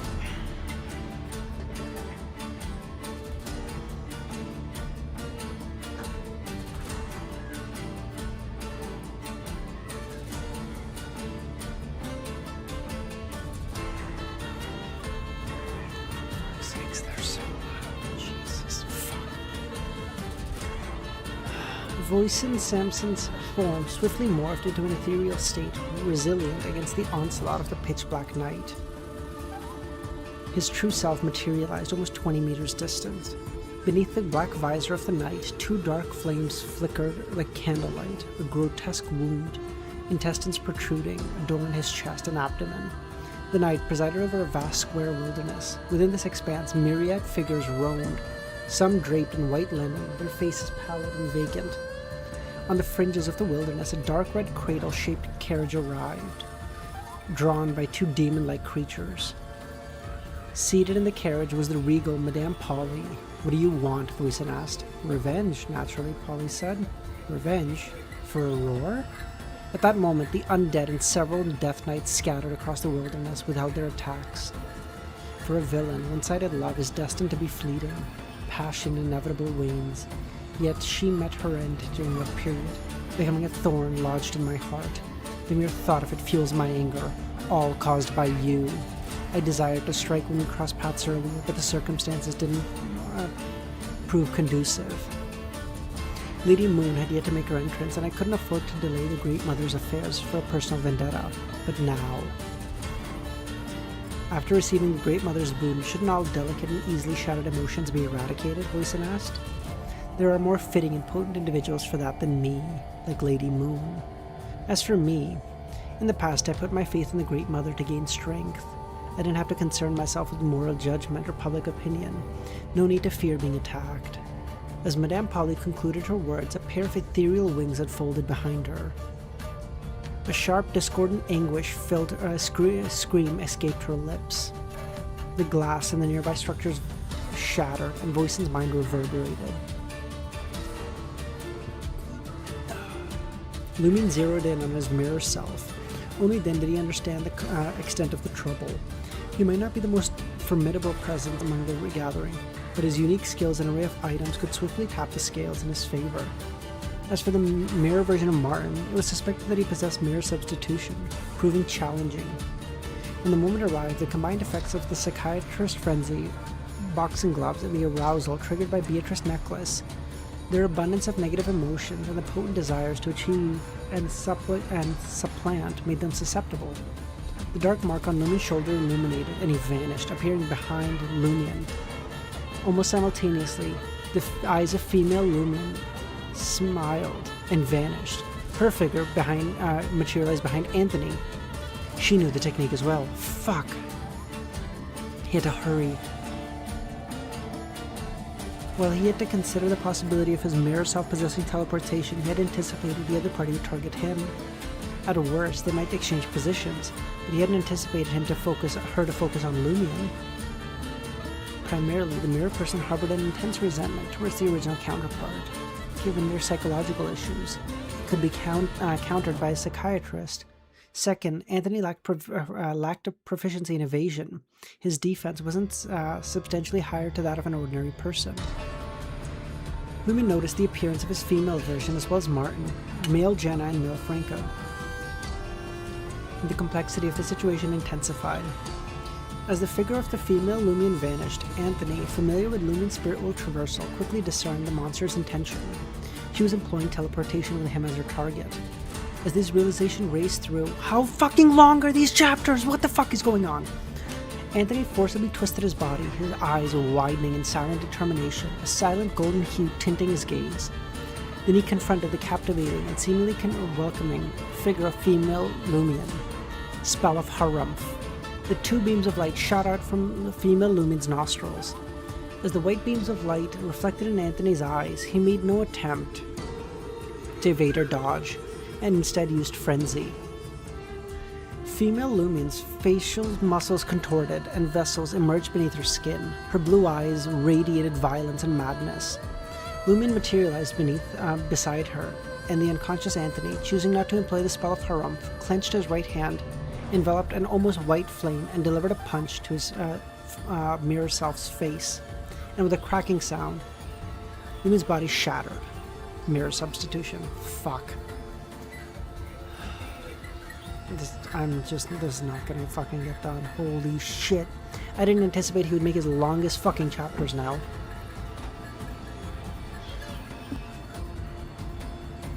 Oh, for fuck's sake. Only by facing it, see, they tried to enter my room, fucking called it. Only by facing it personally did he realize how repulsive the abilities like mirror substitution are.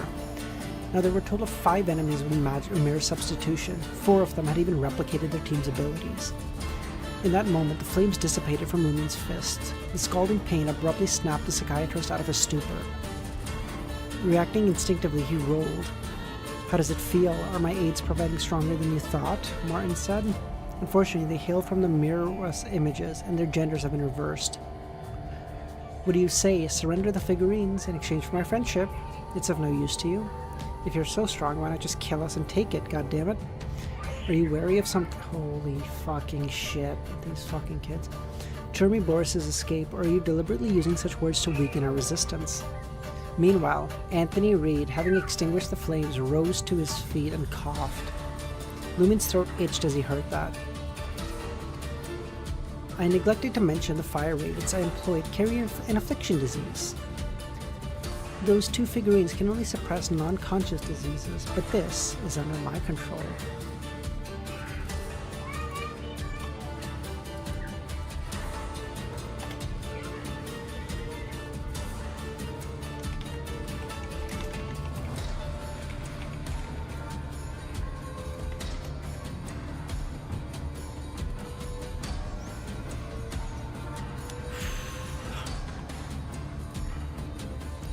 Ravens using affliction? Is that even fucking possible? Yeah, their scream was genuinely holy fuck. Even though she was compelled to break her invisibility, Franca found herself in close quarters with the female Anthony. Her left hand rose, yet Franca refrained from employing a psychic piercing. That female Anthony also possessed mirror substitution.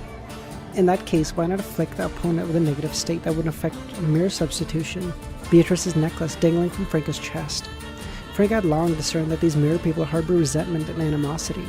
The longing for success served as their vulnerability. As the 2 coughed, reaching female Anthony's ears. Unable to evade the ensuing onslaught, she swiveled halfway around. Her pupils turned vertical. Unlike her female counterpart, female Anthony opted for awe, considering the presence of the 2 assailants. The aura of a dragon swiftly descended. Franca and Jenna couldn't help but tremble. One of them found themselves immobilized, while the other sought refuge.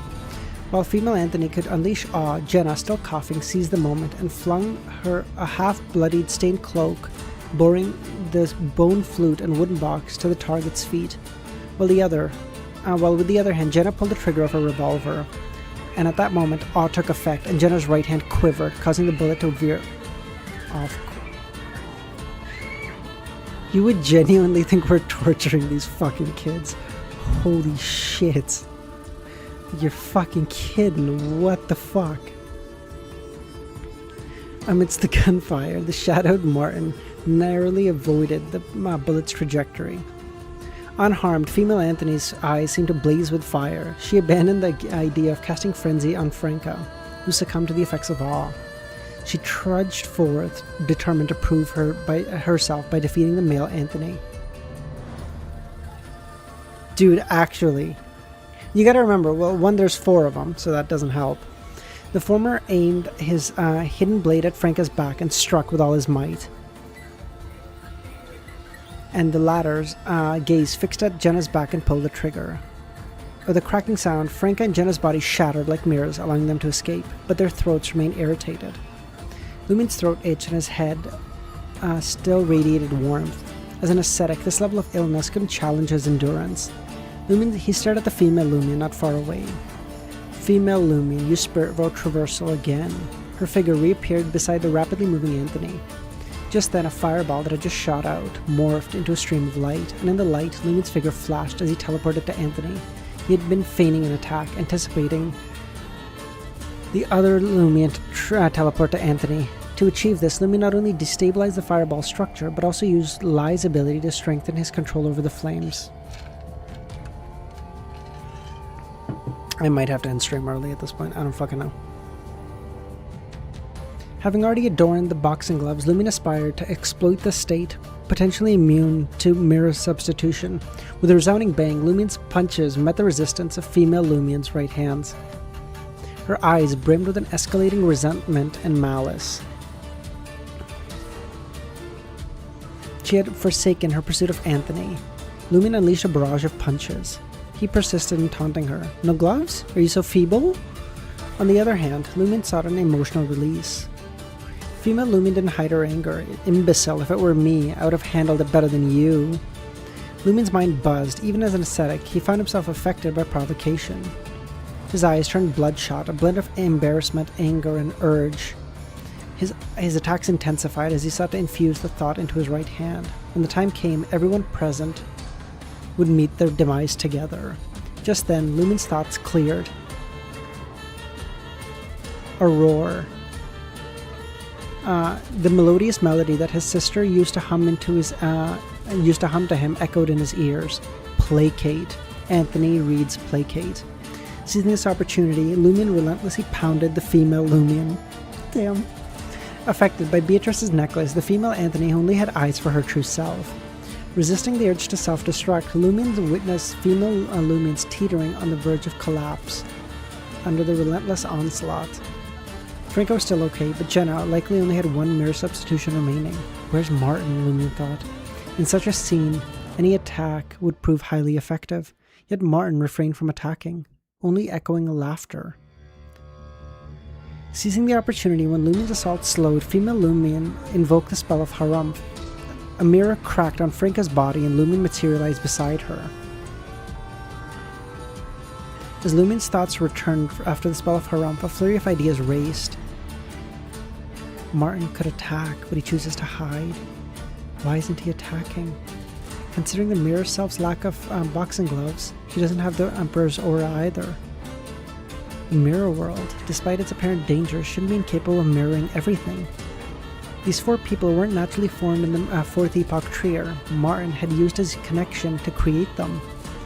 Martin's decision not to attack stemmed from his concentrated effort to sustain the 4 mirror people. As this realization hit him, Lumion couldn't help but smile. Dodging the male Franca's attack and anticipating the teleportation of female Lumion, he retrieved the Eye of Truth and adorned the monocle. It had the ability to pierce through illusions and discern the light of spirituality.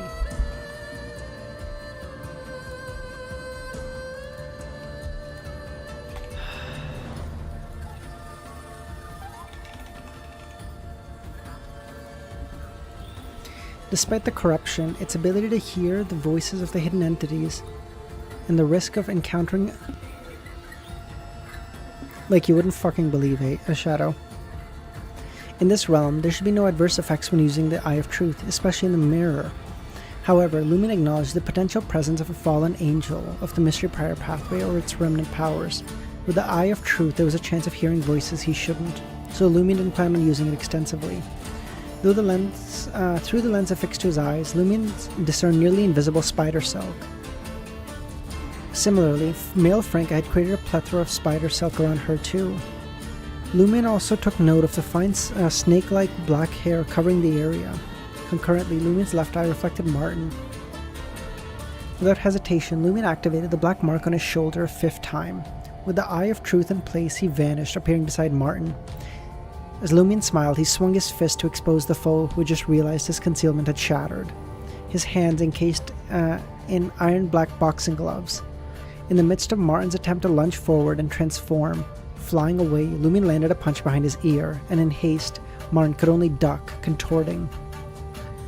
Lumion's right fist connected with Martin's shoulder. The impact distorted the other party's shoulder, causing his body to stagger. Martin's combat prowess proved formidable. He seized the opportunity to pivot. He was unfazed. Confronting Lumion, who had lunged at him, Martin smiled. This time, Lumion opted to trigger Greed. In an instant, Martin ignited the blazing white flames, morphing into a spear. At this range, he doubted Lumion could evade. Lumion didn't attempt to dodge, nor did he plan to. He adjusted his posture, watching the spear collide with his fist. His defense against flames was robust.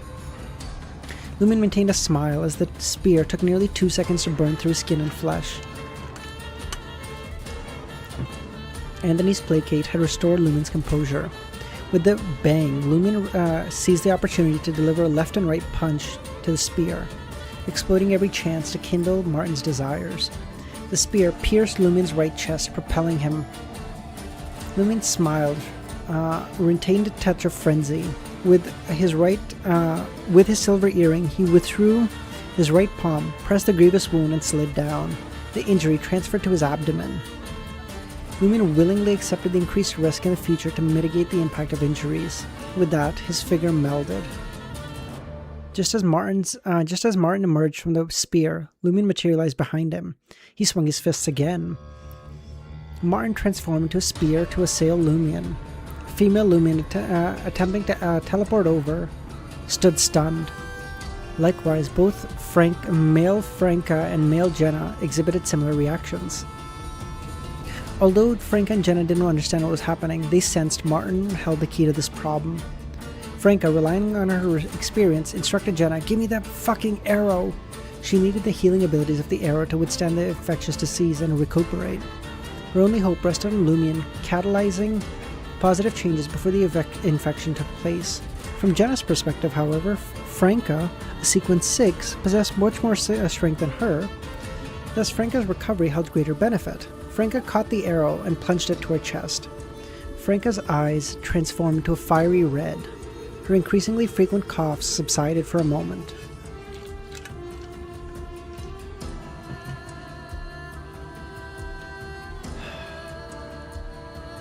This was such a fucking bad idea, holy shit.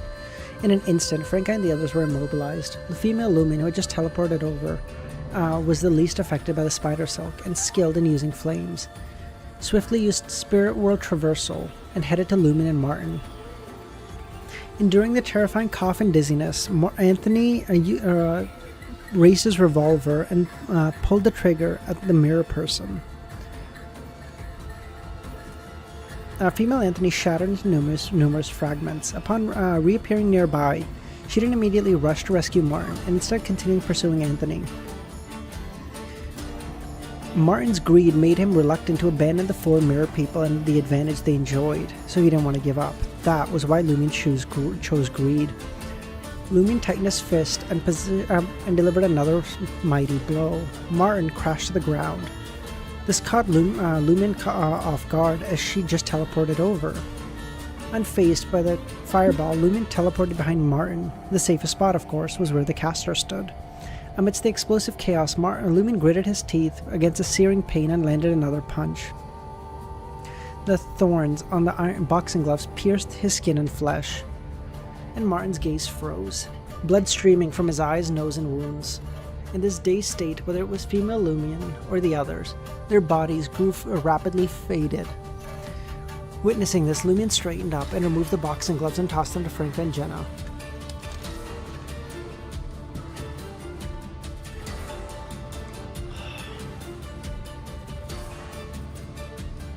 Dipping their hands into the blood, she retrieved a mirror, casting a curse. Lumen had 3 reasons. I don't just... to stir desires that wouldn't trigger mirror substitution. Second, as a mystical item, the gloves attracted the attention of dangerous entities. And third, proved a chance to collect the curse's medium, the target's blood. I'm genuinely losing my fucking shit, guys. How fucking long are these chapters?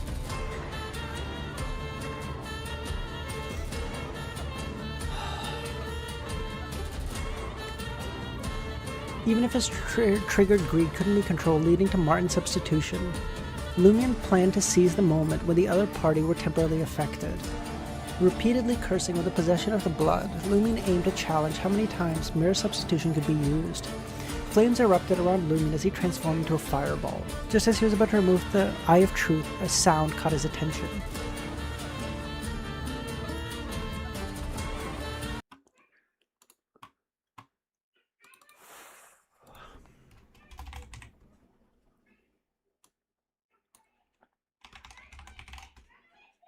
I blame you guys. I just wanted to use my shitty translation. It has less words. Fuck you guys.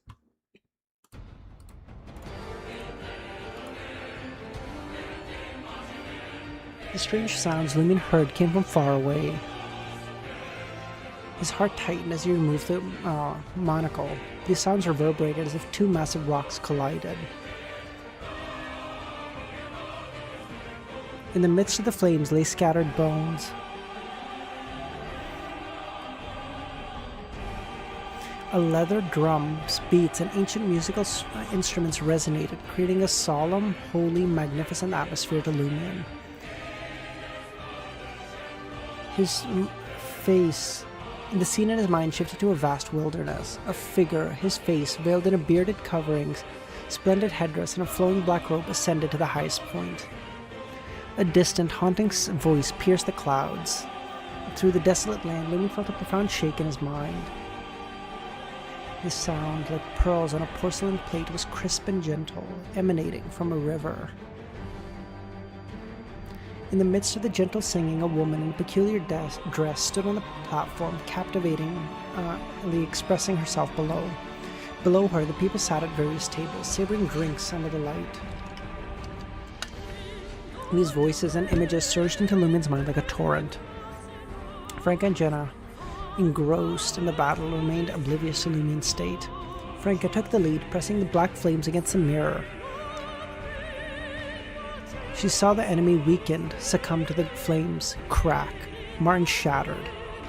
Seizing the opportunity, Jenna moved forward, pressing her hands against the flames as well, against the mirror as well.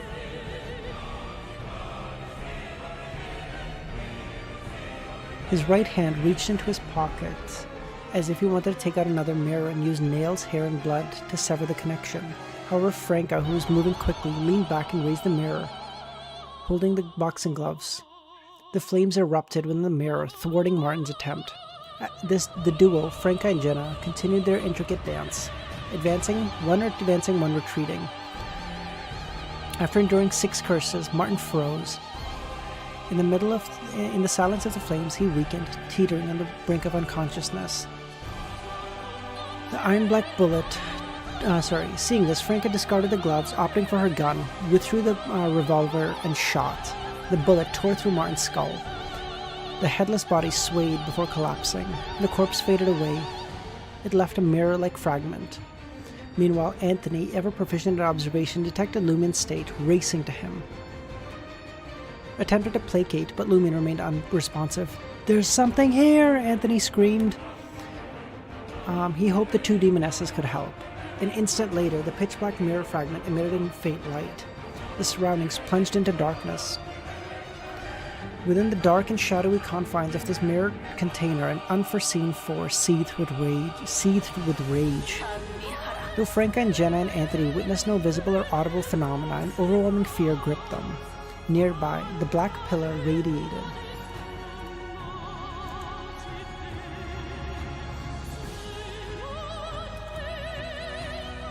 Meanwhile, Lumion's consciousness wrestled with an onslaught of voices, and heard a voice. A male sigh. He saw the man, a figure, sitting cross-legged. As the sigh persisted, the myriad sounds and images Lumen perceived vanished. While Lumen couldn't comprehend the language, the phrase echoed in his mind. Celestial Master. At the base of the Deep Valley Quarry, the once busy hall now stood in partial ruins.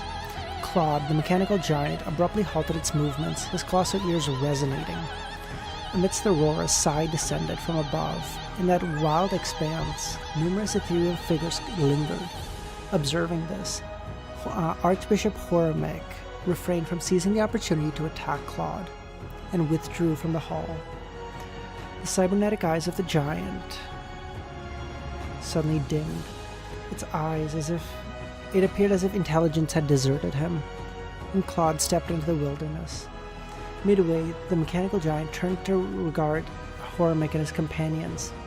A smile graced his face, and in that instant, the giant retracted his gaze, removing his journey.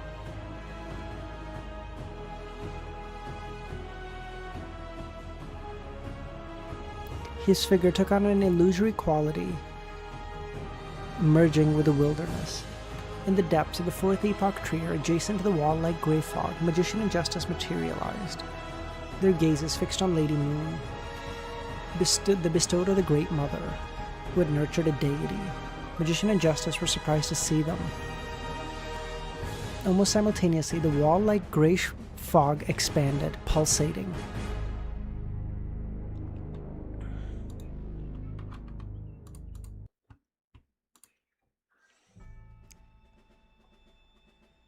The grayish-white fog in the vicinity heightened its intensity, spreading in all directions.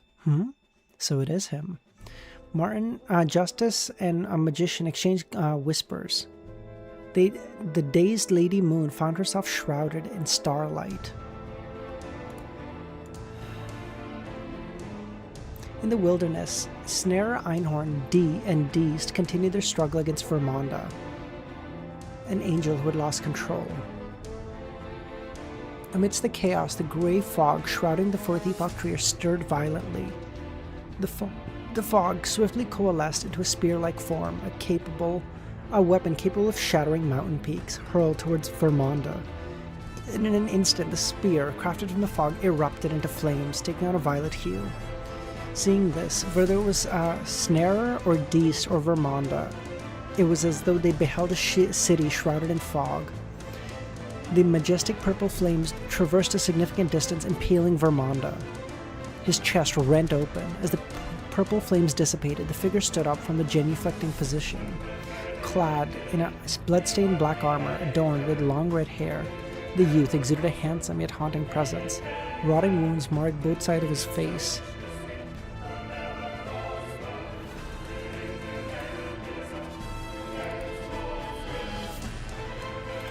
4 more chapters.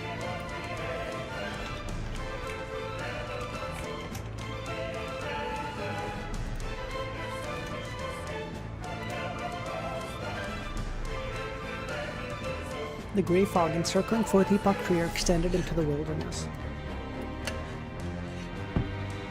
In the midst of the tempest, Snare, Deist, and the other formidable beings felt a high and formidable aura. An instinctive urge to bow washed over them, as if Alista Tudor had returned. Fighting the impulse to surrender, while stepping back, their eyes fixed on the young man clad in a bloodstained armor. Medici. Red Angel Medici.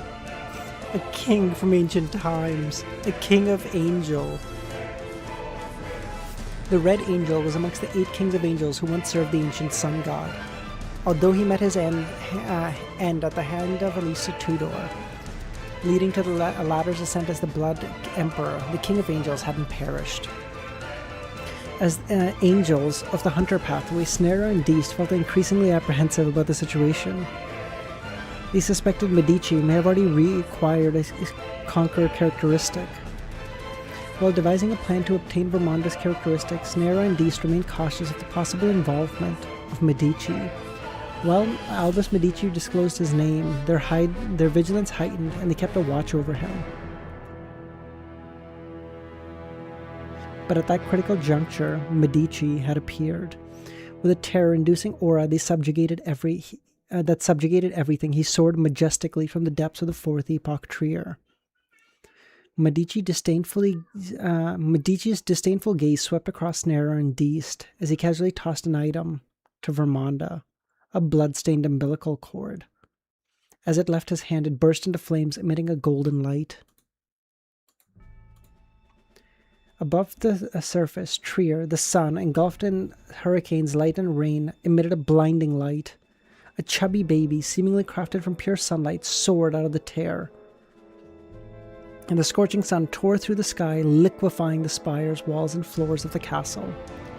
Wherever it passed, darkness dissipated, and withered hearts turned to ash.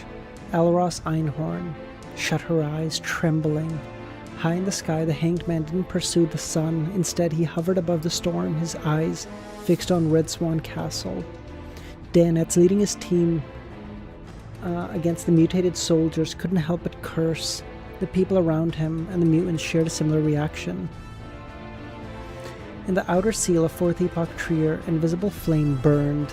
The sun descended from the vortex, illuminating the entire wilderness in Fourth Epoch Trier. It was as if the burning umbilical cord had enveloped Vermonda. The sunlight erupted and the darkness vanished, and the Calamity Giant dissipated. The infant who had transformed into a sun ceased to exist. Snare, Deist, and the other powerhouses turned sideways.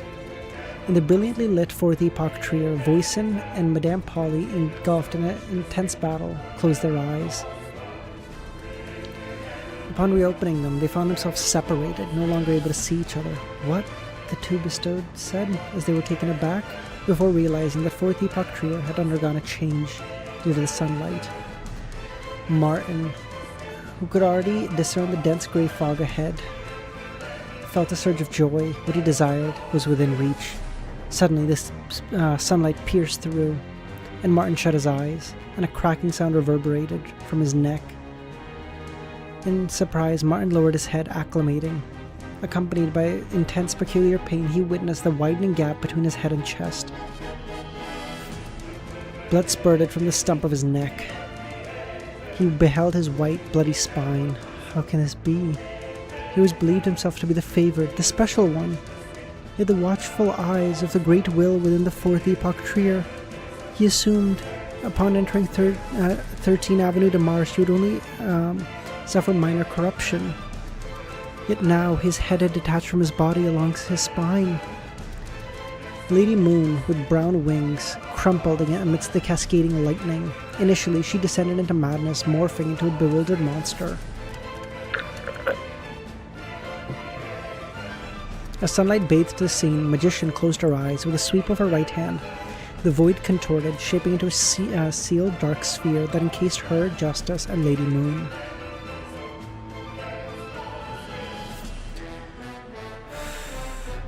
Within the spear, woven from the thick black hair, Franca and Jenna and Anthony felt a storm outside. In an instant, time slowed, and the snake-like black hair composed, swiftly opened. Reconcile with your mirror self. In the sunlight, Jenna and Franca seemed to hear. Within these words, the snake-like black hair disintegrated. Franca and the others found themselves surrounded by layers of glass, shattering. The lights and figures in nearby buildings vanished. "Are you all right?" Anthony asked. Upon hearing the roars, Lumin's mind felt like Lumin's mind was filled by the man's sighs. "I survived," he said. Simultaneously, he thought, "Is that the Celestial Master?" Franca asked, "What happened to you just now?"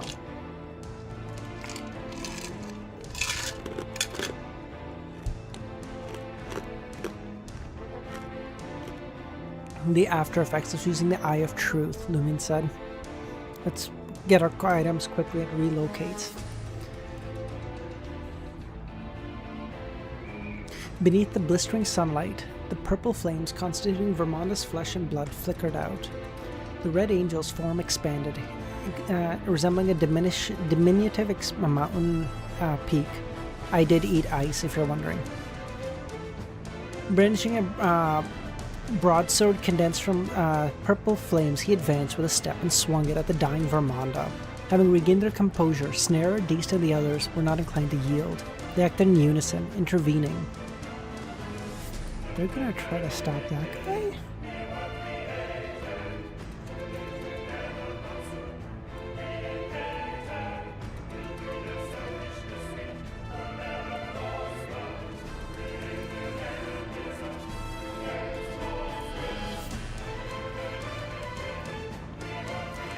The grey fog encircling Fourth Epoch tree are extended into the wilderness. In the midst of the tempest, they felt a strong, formidable aura. Wait, no, I've read this one, for fuck's sakes.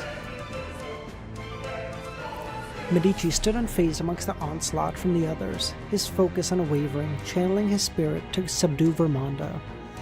Seizing the final opportune moment, Medici aimed to deliver the final blow. Nagito, how's it going? Suddenly, the radiant light burst forth from before the eyes of the others, pure sunlight, banishing darkness. The two angels, now in their mystical form, appeared as if they had been exposed to the brilliance of sunlight. Trier's guardian angel, Saint Vieve. She shielded the Red Angel from the relentless attacks.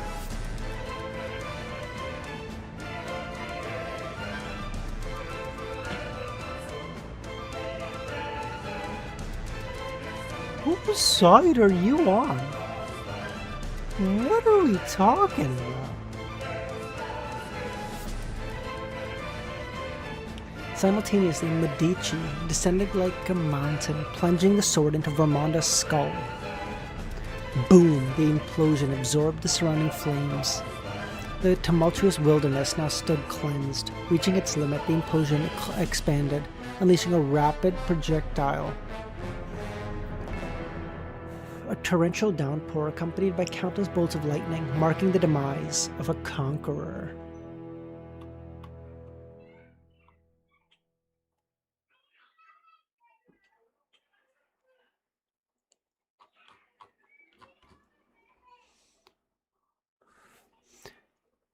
Everyone breaking through St. Vieve's obstruction witnessed the scene unfold, Vermonda's body disintegrate, and Medici, now in the form of a mythical creature. He turned disdainfully, mocking those who dare challenge him. Everyone narrowed their eyes.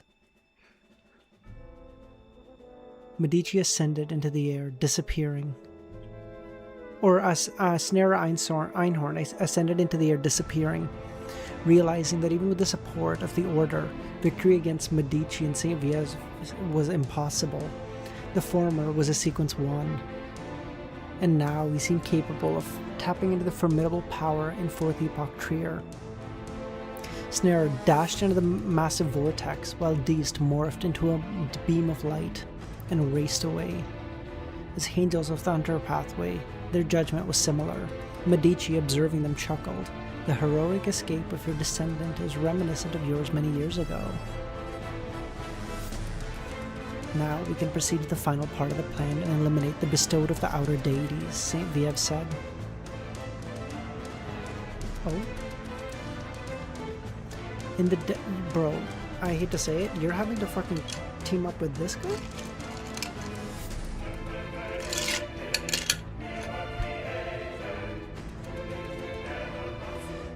Bernadette fixed her gaze on the seal. In her palm, a faint golden figure materialized. It said to Bernadette, take another step forward and find a monster to replace your wish. Hold on.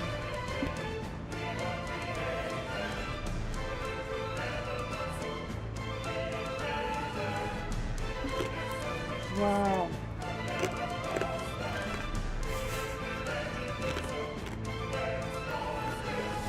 That is the most work Red's done in a year and a half.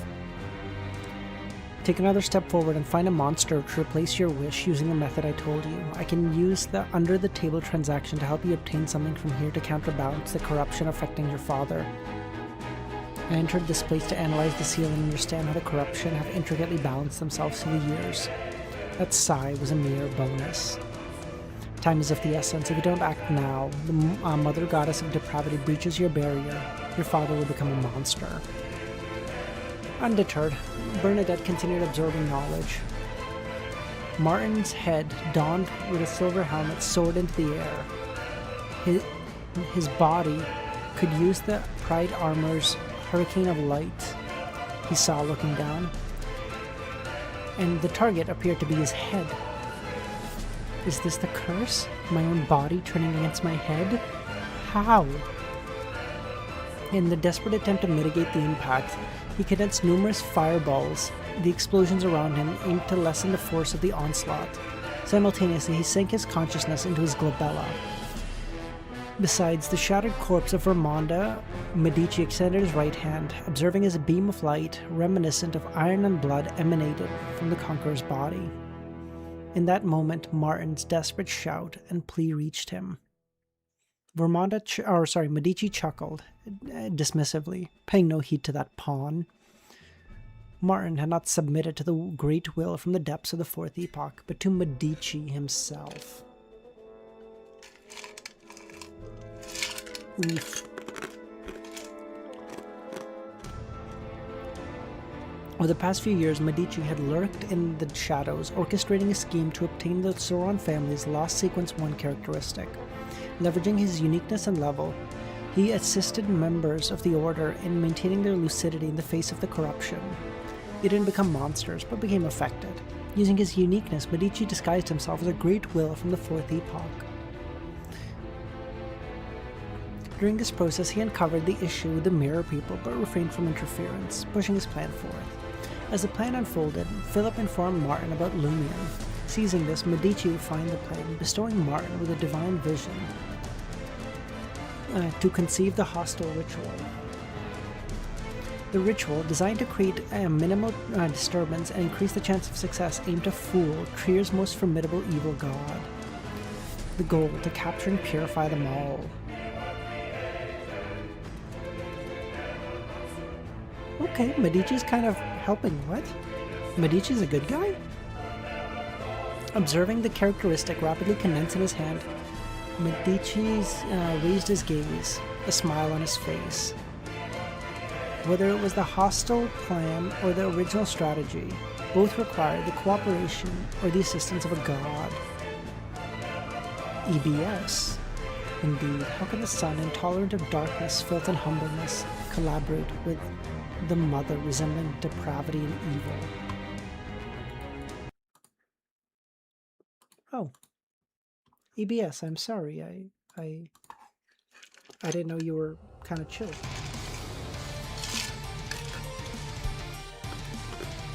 Fairy tale, hell yeah.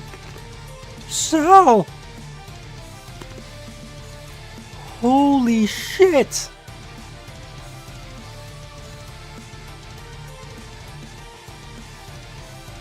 That is...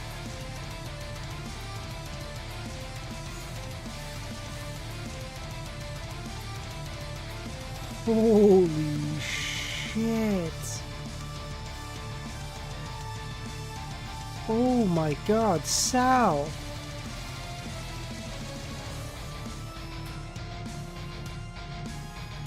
Dude, thank you so much. Seriously. Oh my god. Unironically, that right there is more money than I've made off of YouTube this year. Holy shit, dude. Thank you so much.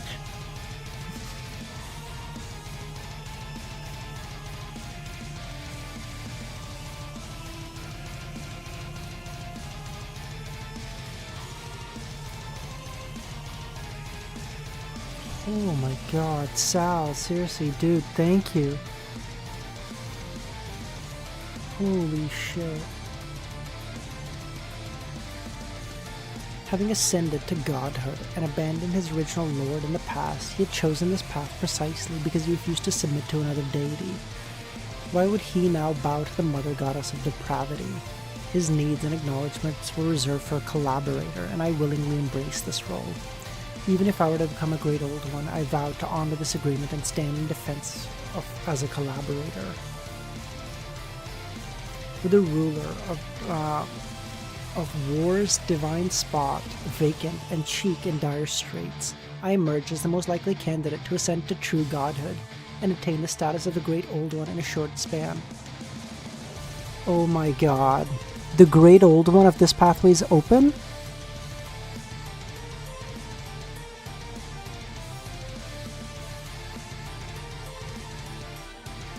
There's no fucking way Lumion becomes a Great Old One. There's no fucking way. We're gonna get a repeat. We're gonna have Zaratul, who's so far ahead in the lead, and Klein, who's like starting from nothing, and we have fucking Sauron, Medici, who's at King of Angel level with 2 sequence ones, so close to being a Great Old One, and Lumion's gonna fucking come up from behind like fucking LeBron and dunk on his ass. I see the vision, Cuttlefish. I see it. The sun didn't repent or return to the original Lord's side, nor did he submit to the mother goddess of depravity who reigned above the gods. Instead, he chose the path of enduring pressure and facing the worst possible outcome to support a new Great Old One. Oh, a Great Old One who also has the support of the gods. Oh, yeah.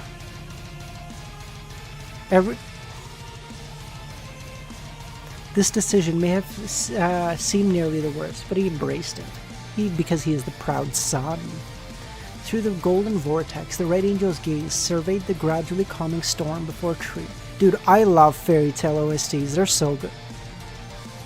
I can't. It's not this one, but there's a particular one. I think there's a different one. When fuck, what's the fairy tale grandmaster's grandson called? Loxus. When Loxus fights his dad's entire guild in the tournament arc, and oh my god, that shit is so peak.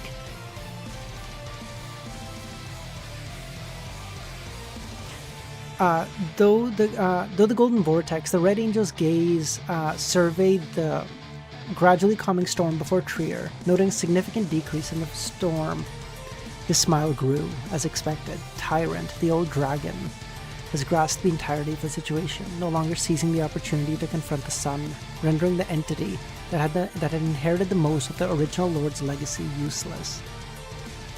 That, or like when they fight the old fairy tale grandmaster, when they like fight him on the island or whatever, and like everyone's getting their ass beat, and Loxus the goat shows up, and he's like, I know I'm not a part of fairy tale anymore, but this bastard hurt Gramps, so I can take revenge, right? Oh, it's so peak. They too yearn for the emergence of a new Great Old One. Red Angel Medici directed his gaze to his palms, where his iron-black object, resembling a blood-stained crown, was on the verge of taking shape.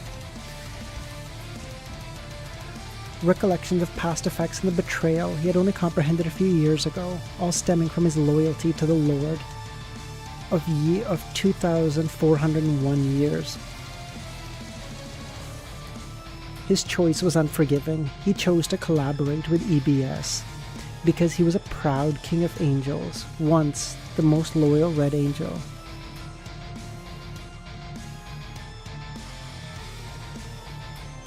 The most loyal Red Angel. Damn. Okay, hold up. Sal! Holy shit!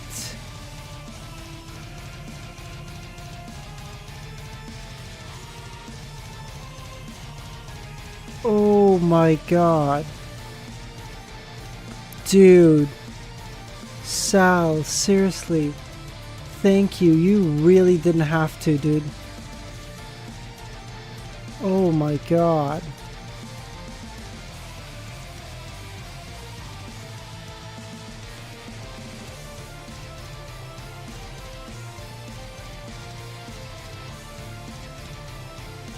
Oh my god. Thank you, Sal. Seriously. Love you, dude.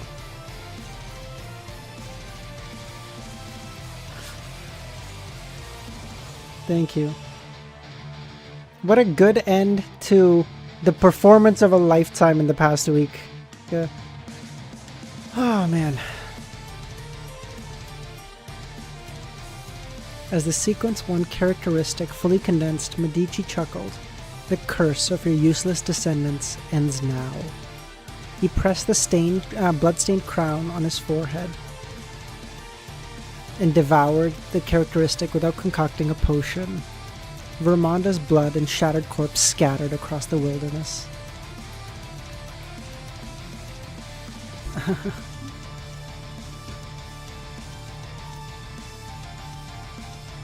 Two more chapters, right? Oh, fuck, I didn't change it last time? Fuck's sakes.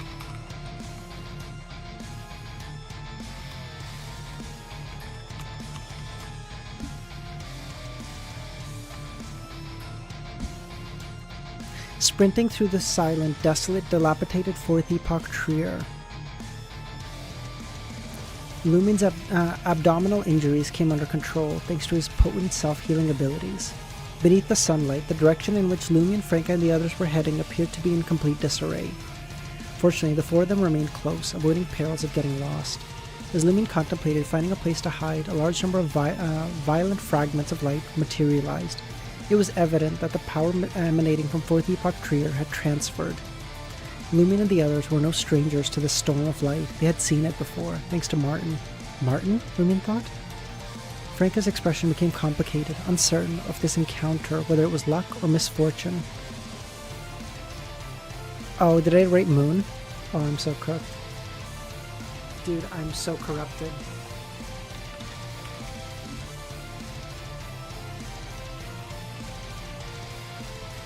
As the light subsided, she witnessed Martin's head and his spine trailing behind, the armor incomplete, the helmet caved in.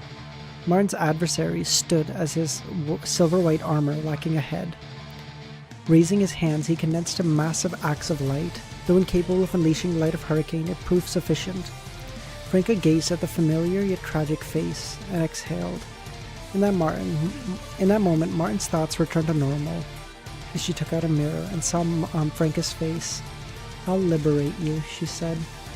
Martin, still reeling from the blow to his body, found himself enveloped by black flames. Struggling to scream, he discovered his voice stifled. With a whoosh, the headless Martin wielded the radiant axe, striking the head's face. Lumion, having taken a few steps to the side, raised his right hand, unleashing a crimson fireball. The fireball landed on the crack, exploding and tearing apart the unprotected grayish-white brain. Under the assault from his body, lover and subordinate, Martin. With a snap, his head detached from the helmet, falling to the ground. As the helmet landed, Martin, still clad in armor, charged at Lumion and the others.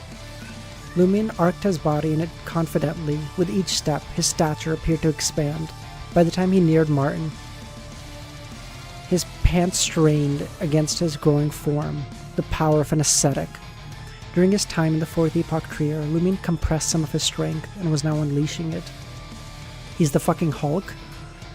Though he accumulated, strength wasn't overwhelming. It transformed him visually, enhancing his strength, agility, and physique. Just as the collision became imminent, Lumion sidestepped, allowing the axe of light to cleave through the air, and punched Martin's wrist. With a bang, Martin discarded the axe, clenching his fist. Lumion delivered another powerful blow. Lumion's body swayed, while Martin stood like an unwavering giant. Retracting his fist, Lumion released it, swinging it in the air to alleviate the pain as he struck with his right fist. Franca, having vanished, approached Lumion and approached Martin and appeared behind him. Raising the iron-black ring, her eyes illuminated like lightning, psychic piercing. Martin froze. Jenna, who had been slower than before, arrived as well, revealing herself at a distance from Martin and unleashed black flames to condense and fly out. Anthony sprinted past Jenna, closing the gap between him and Martin. Then his pupils turned vertical. Frenzy.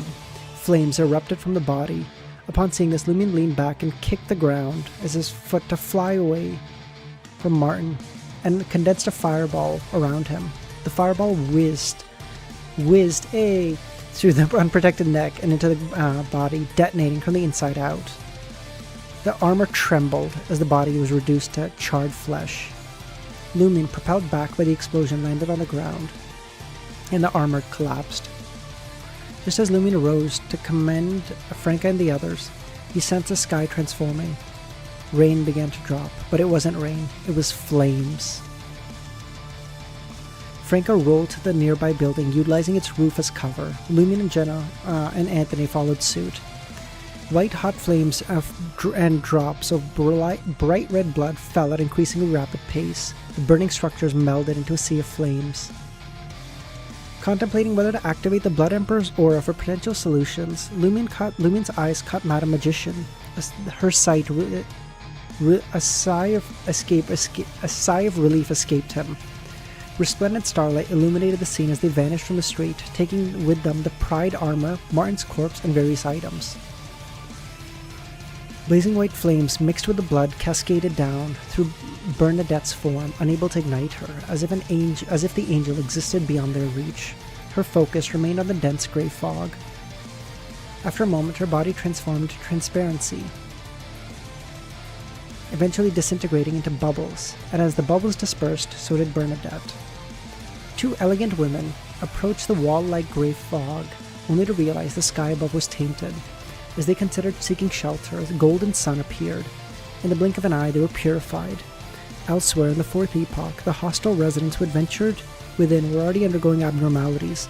Some died, and some cut a sight of the sun. Madame Polly discovered the relatively asymmetrical house beyond the chaos.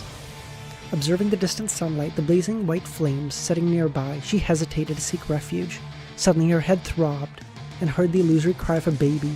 Her baby. Driven by the sensation, Polly ventured into the infinite darkness beyond the door. Oh, EBS said, "Hey, thanks for all your help. Come on in. I'm gonna give you a gift. You ready? The gift is a fucking knuckle sandwich. You ready for this?"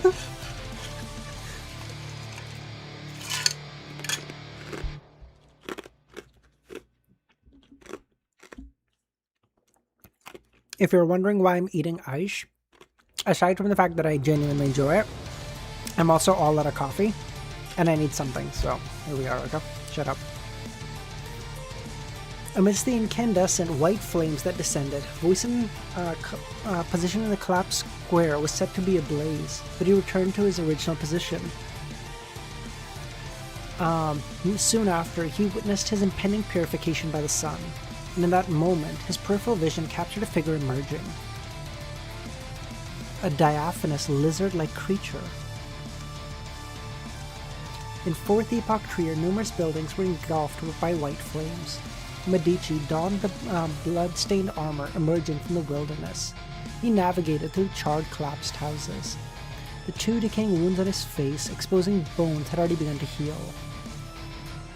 Flames and blood cascaded from the sky, leaving the fourth epoch Trier with a fiery glow.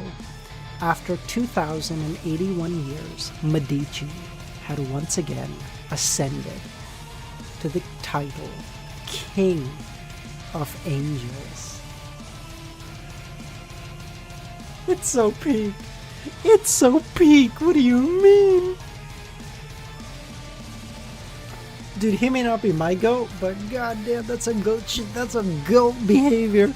He said, bro, it may take me 2,081 years, but run me my fucking fate again, motherfucker.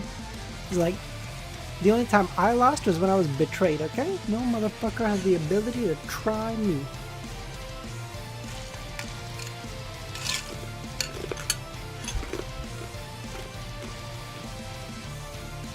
Now, when he loses his King of Angels title again to Lumen, it's going to be very sad, but it is what it is.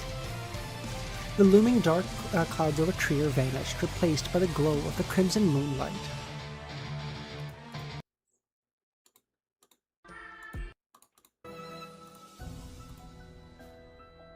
On the rooftop of unknown buildings, Lumen and Franca materialized at the edge. Before them, the magician hovered, accompanied by a stack of items.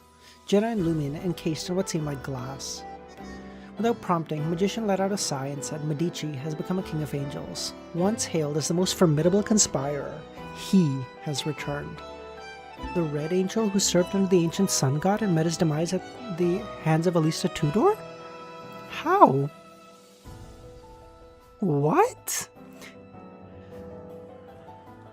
He was the reason? The existence of Albus Medici was irrefutable proof. Lumion, previously under the impression that the nature of the hostile ritual and commencement had prevented Medici from exacting influence, now realized Medici was the ultimate victor. Madam Magician chuckled. No need for the latter half. It makes you sound like you're provoking him, especially with Alisa Tudor's aura still imprinted on your right hand. What did he do? Franca asked.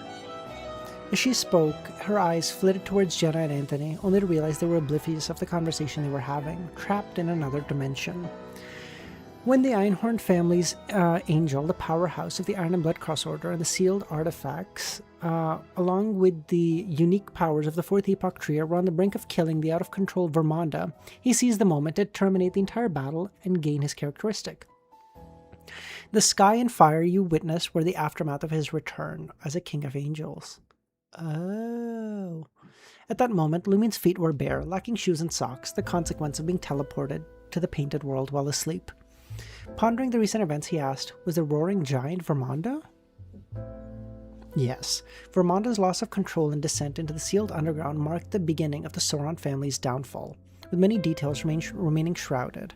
Hobo Fett? Angel of the Einhorn family. Lumine realized that Elros Einhorn and the Iron and Blood Cross's order was to break the seal, hunt Vermonda, and obtain the Sequence 1 characteristic. Did these powerhouses enter the Fourth Epoch Trio through the hostile ritual? Most of them accessed it through the underground leakage of the dance hall, triggered by the hostile ritual. The representative from the Einhorn family entered through the leakage deep within the underground palace of Red Swan Castle. However, there's no reason to believe that the hostile ritual was orchestrated by Medici. He manipulated the Iron and Blood Cross Order. There is reason to believe that the hostile ritual was orchestrated by Medici. He manipulated the Iron and Blood Cross Order and Martin.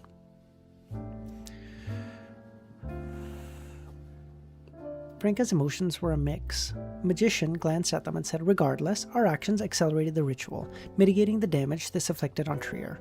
In the entire market district, only a handful of night duty personnel from places like La Marche de Cordier to Gentlemen bore the brunt of the disaster. Some soldiers lost their lives. Overall, the impact was mainly financial. Not bad. The only unexpected thing was that they chose to cooperate. They... Lumine and Franca looked up. Eager to uncover who Medici collaborated with, they realized Magician had no intention of revealing said info. I'll assist you in handling the corresponding corruption and throw in the specific usage as a bonus for the mission, she said, giving Martin's remains and the items Jenna had discarded. By the way, I recommend you temporarily overlook the corruption on the bone flute. It can provide peculiar effects. With Martin's characteristic, you don't necessarily need Phillip's. Plus, your unique attributes can effectively counteract the negative effects of the flute. This wooden box serves as an under-the-table transaction. It's not meant for combat, but it can resolve many issues that violence can't. I'll jot down the details later. The mirror fragments left behind by Mirror Martin are closely tied with the special mirror world in the Fourth Epoch. My intuition suggests they may be linked to the current state of the demoness. As for the armor, it's quite special. Wearing it will lead to some fortuitous encounters. Ever thought of transforming into a beautiful woman or a handsome lad, 4 or 5 meters tall? Once done, I'll send them back along with the information. And, of course, you will receive an official reward. 7 of Wands. It is your time to leave Trier. The Iron and Blood Cross Order's mission has concluded. Your only task is to inform that mister. I'm confident he will understand. I share the same sentiment, Lumion said. I intend to track down the April Fool's members. Magician shifted her gaze to Franca. Your next step will hinge on the demoness sex reaction. Opt to report your major arcana holder when the time comes. Last chapter, Zaza. When the aftershock settles, inquire if they'd like to draw a minor arcana card and join the tarot club. Magician said to Anthony, pointing at Anthony and Jenna. If they decline, don't push it. I'll ensure they keep it a secret either way. Will they become minor arcana holders under you? Not necessarily. It is a matter of fate. No need to rush your departure. You can lay low for a few days, she said to Lumion. Head back to the motel for now. I sense a fortuitous encounter awaits you. What the fuck? In that next moment, Madam Magician and the objects around her dissolved and disappeared. How surreal, Franca said. Turning to Lumion with a pensive expression, she mused, do you think Magician may be an angel? Maybe the angel of stars from the church's Bible? No, Lumion thought. Wait. Motel. As Lumion ascended to the second floor, he noticed a figure crouched outside. Ludwig? Or... Oh, a chubby, earnest-looking 7 or 8-year-old boy. Ludwig? What's the matter? Ludwig, can you help me leave Trier, he asked. I don't want to stay in the Church of Knowledge any longer. I don't want to be under the Baron's control. I don't want to deal with homework. I can give you some rewards. Reward? Yes. Without hesitation, he unzipped his pants. No, I'm sorry. He unzipped the dark red, hard school bag. I'm sorry. I can't help myself. Revealing a stack of papers.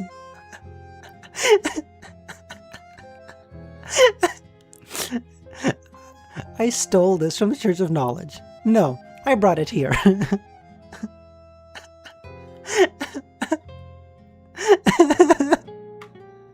Lumen extended his hand, accepting the papers, and scanned the front. No! Stop!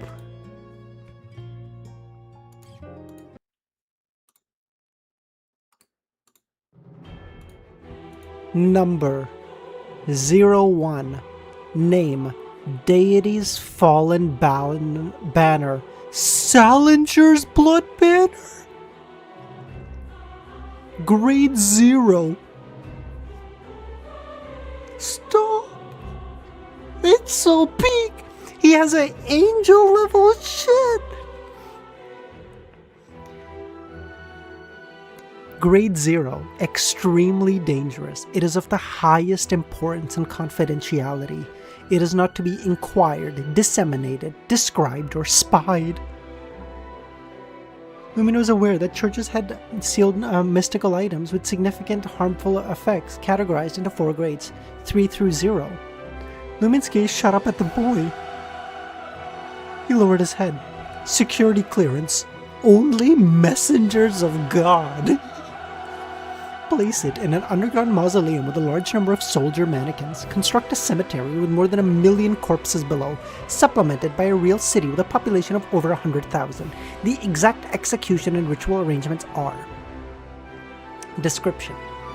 This is a charred banner. The flagpole is an iron black metal and there is a large number of dangerous blood spots. Beyonders with strength surpassing sequence 5 are forbidden from approaching. The fuck? The experimentalist responsible for changing the soldier mannequin must be blindfolded and carry the lantern. If the lantern is extinguished, the experimentalist will vanish. Everyone who knows him will believe he is long dead. If he is not blindfolded, the one who leaves the mausoleum will be a monster resembling him.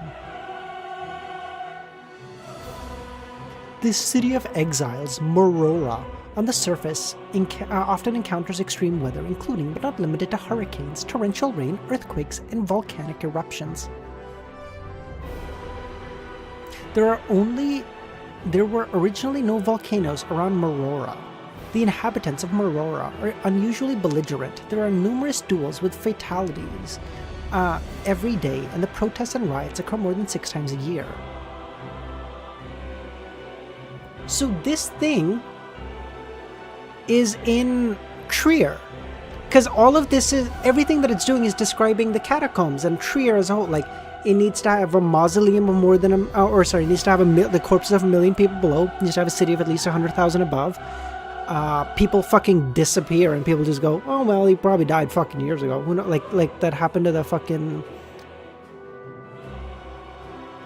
like it happened to the thing, no? In the wedding. The fatalities, the protests, the riots, we've talked about this. The residents of Morora have no intention of leaving the city at any moment. According to ancient texts, it has witnessed the demise of at least 2 true gods. Can I even fucking read this? Lumen thought. The more he read, the more alarmed he became. Did you steal this? Yes, Ludwig said. Frowning at the boy, Lumion fell into a profound silence. End of Volume 3. Conspirer. Are you not entertained?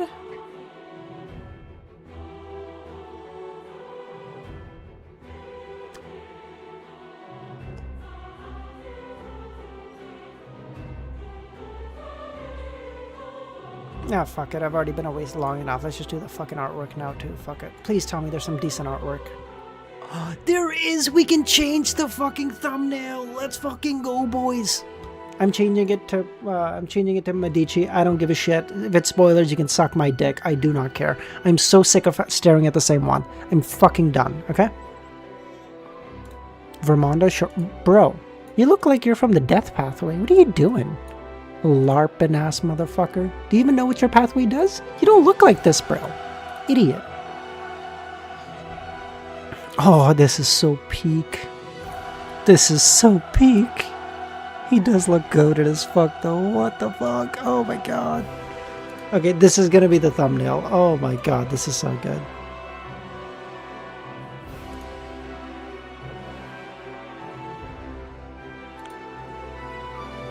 Idiot. Damn, that looks nice. This is really cool too. Maybe I can upscale this somehow and then use this behind me? That might work too. Is that glazing Medici too much? I don't even like him that much, but he's genuinely like the first guy to have like cool art. Pushkar, yo! 10 months, man. Crazy shit. Thank you, dude. 10 months, man. So you gotta be like one of the first, you gotta be like top 5 probably, eh, Pushkar? Damn, this looks cool as fuck too. What the fuck? Oh my god, this looks cool too. What the fuck? Let him cook?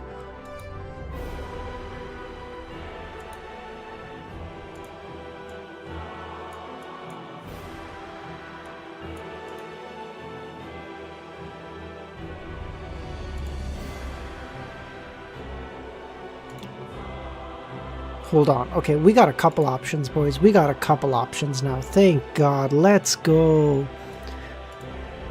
Oh, this is really cool art. I like this art style too. Hold on. I might have to upscale this one for the... No, I think I might have to upscale this one. This is so cool. This is so cool. I might have to upscale this one. Oh my god, I think I like this one best.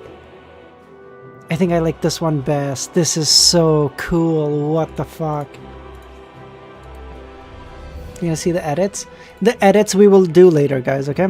You caught under the plan and the true, right? They plan on raising Medici to great old and have him protect them from Adam in exchange for helping him. Yeah, I figured that part coming. I figured that part. If there's edits, we'll watch them later, guys. I genuinely have to go now. I've been streaming for fucking 4 hours and I said I wasn't gonna do that. I'm gonna get fucking yelled at, boys. It's not gonna be my... I'm gonna go downstairs. Everyone's gonna be happy to see me, and my mom's gonna take me aside and fucking beat my ass. Fuck. Alright, bye, boys. Thank you so much, everyone, for coming. Fucking love you guys all. No stream tomorrow. I'm gonna take tomorrow off. It's been a lot of fucking streaming last week, okay? Gotta go beat those children who escaped their basement. I gotta go. Alright. I'll see you guys Monday, okay? Volume 4, Monday. Bye, boys. We'll also figure out the thumbnail and background and shit tomorrow, okay? Bye, guys.